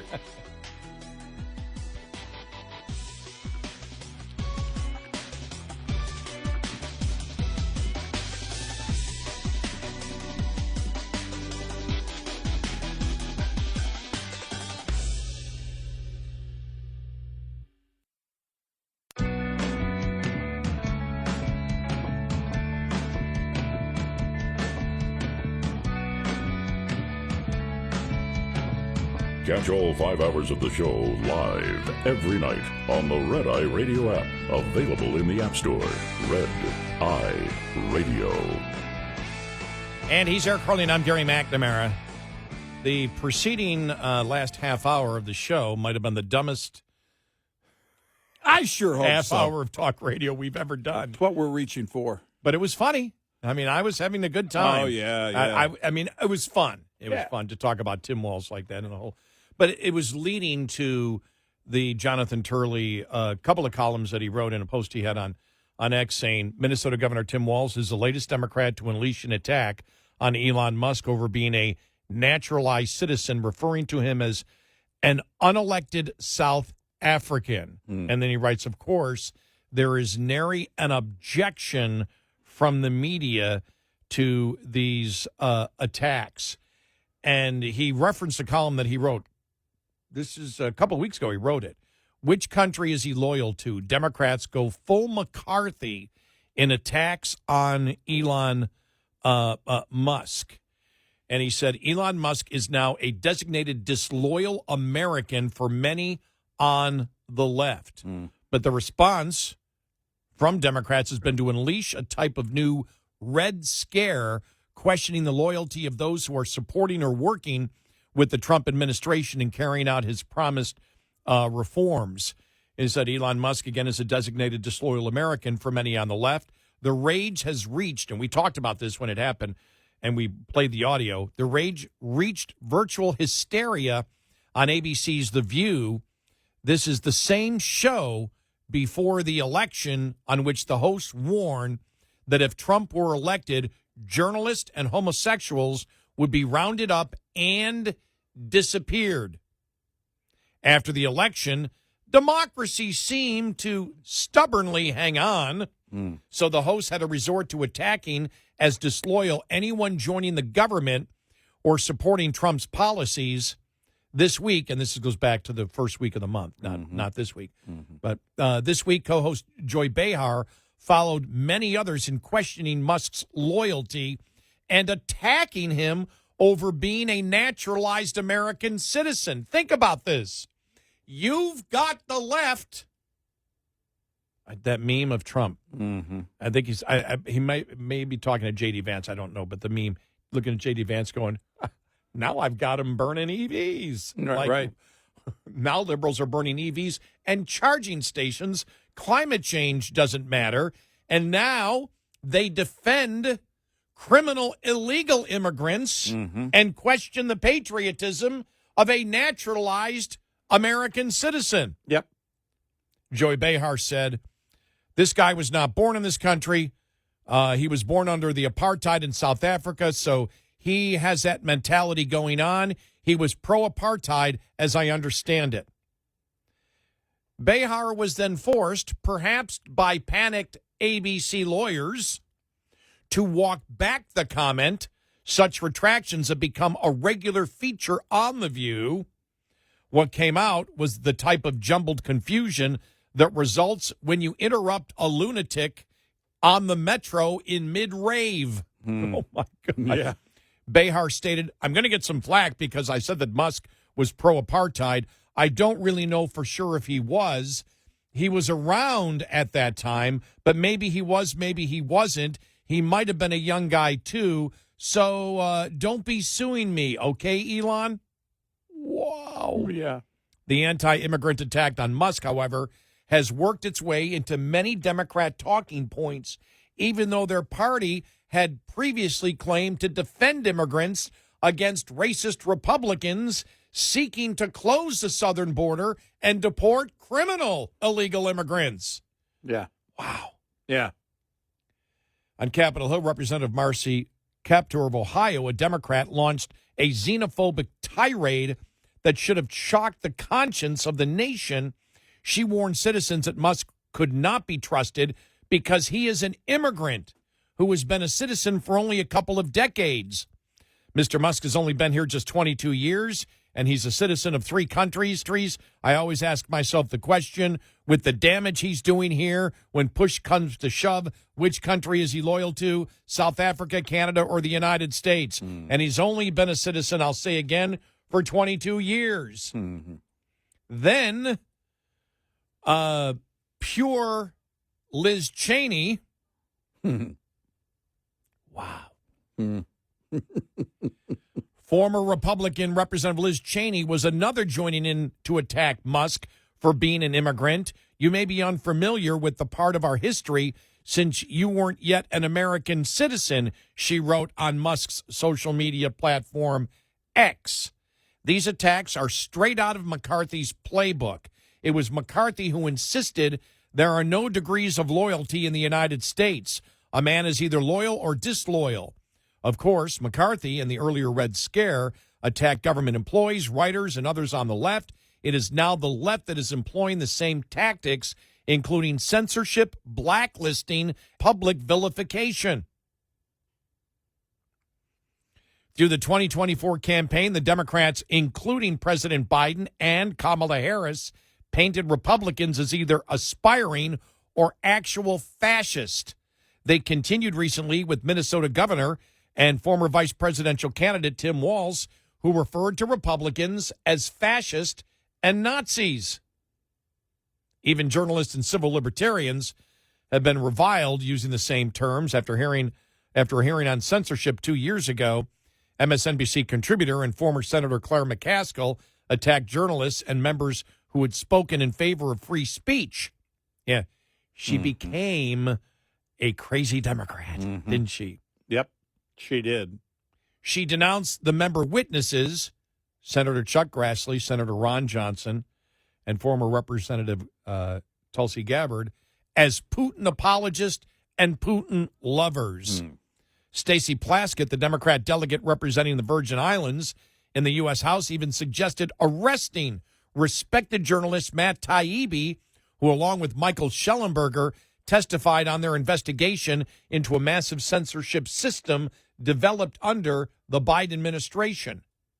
The attack on Musk is particularly disgraceful given his contributions to his adopted country. Ironically, filmmaker Michael Moore denounced the deportations of criminal illegal immigrants last week by noting that Trump was deporting someone who might cure cancer or be the next Steve Jobs. Yeah. Well, this is a naturalized citizen who not only could be the next Elon Musk, he is Elon Musk. As politicians and pundits question Musk's loyalty, SpaceX is moving to rescue 2 astronauts stranded in space. Yeah. Musk has volunteered his time and skills to achieving a record reduction in the size and waste of government. One can disagree with his priorities or means he uses to achieve the goals, but he has nobly stepped forward to serve his countries despite death threats from the left. Wow. Musk is also facing such attacks in Canada, where thousands have signed petitions to strip him of his citizenship. The left did not seek to revoke the citizenship of figures who have eviscerated free speech and individual rights in that country of Canada. It is Musk who is a persona non grata. Yeah. Wow. Just great. Just absolutely great stuff. This is nothing new for Musk, whom the left has targeted since he announced his intention to buy Twitter and restore free speech protections on that site. The concern is not for Musk, who has the intestinal fortitude and financial means to stand up to the global mob. Moreover, with polls showing overwhelming support for reducing the size of government and the budget, the campaign to obstruct these efforts is unlikely to resonate with voters. The danger is more acute for the country as disagreements over policy are transformed into attacks over loyalty. It is the most dangerous form of rage rhetoric, an effort not to debate, but to demonize those with whom you disagree. When you have members of Congress standing in front of the Capitol denouncing naturalized citizens as untrustworthy after a mere 22 years as a citizen, it is a moment that would have made McCarthy blush. Whoa. Yeah. Wow. And then when he also writes, he says, I wonder if this, quote, South African is aware that hate speech is protected under the Constitution. Yeah. The nice thing about being naturalized is that you actually have to study and know the Constitution. Yeah. He's attacking, going after, Tim Walz, right. For that. But wow. Right. Wow. Just amazing. No, very well put by Jonathan Turley.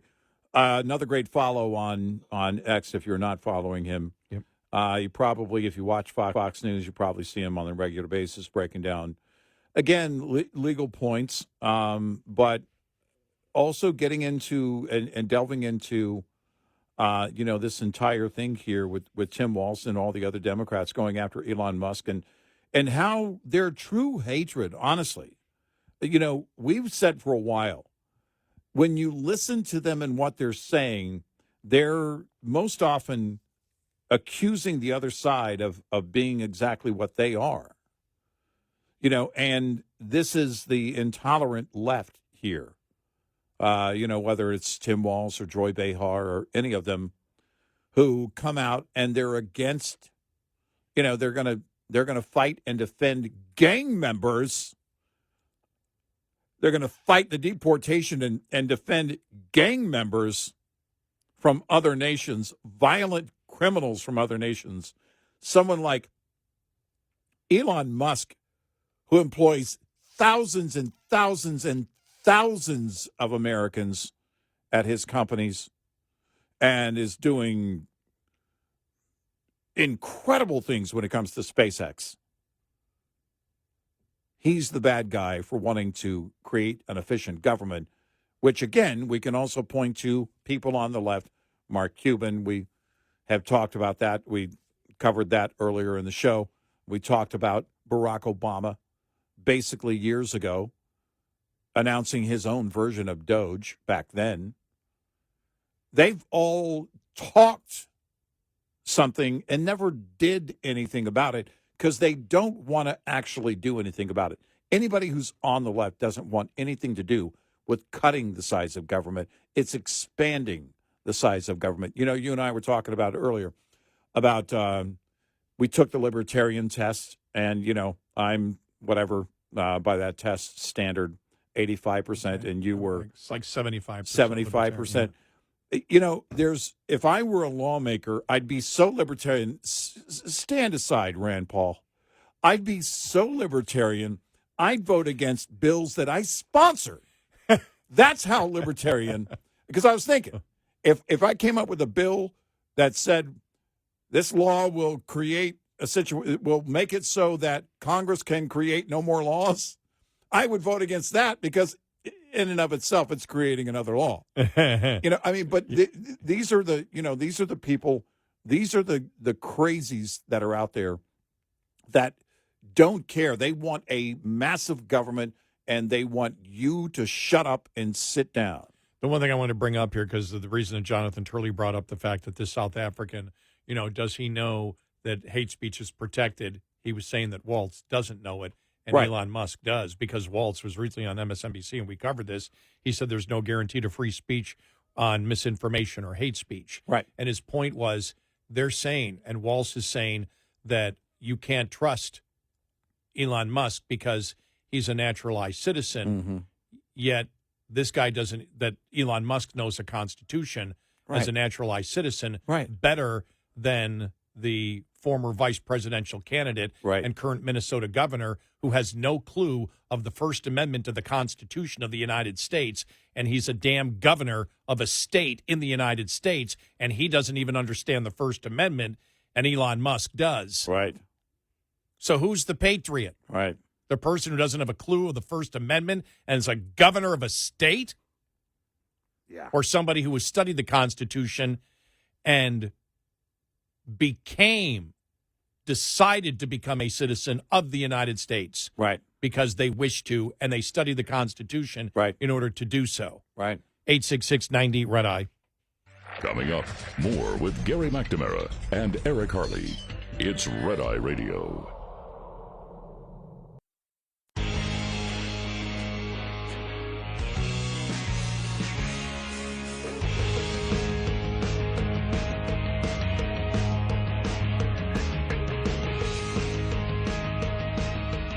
It's Red Eye Radio. He's Eric Harley, and I'm Gary McNamara. Download our Red Eye Radio app today. Why? Our show ends in an hour. Yes, it ends at 5 a.m. Central Time, 6 a.m. Eastern Time, and right after the show is over, our show is recorded, becomes a podcast just a few minutes later, and you can listen to it whenever you want. And if you cannot listen to one of our great radio stations while the show is on, you can always get us live on our app because we stream all 5 hours on the app. Yep.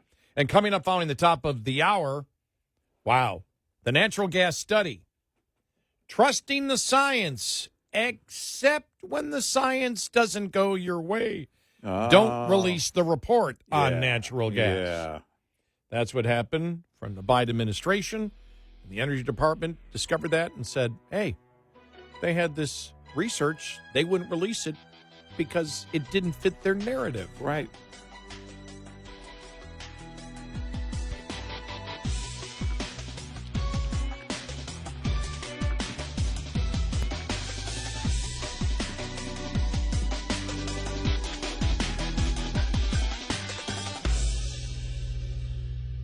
This is Red Eye Radio on Westwood One.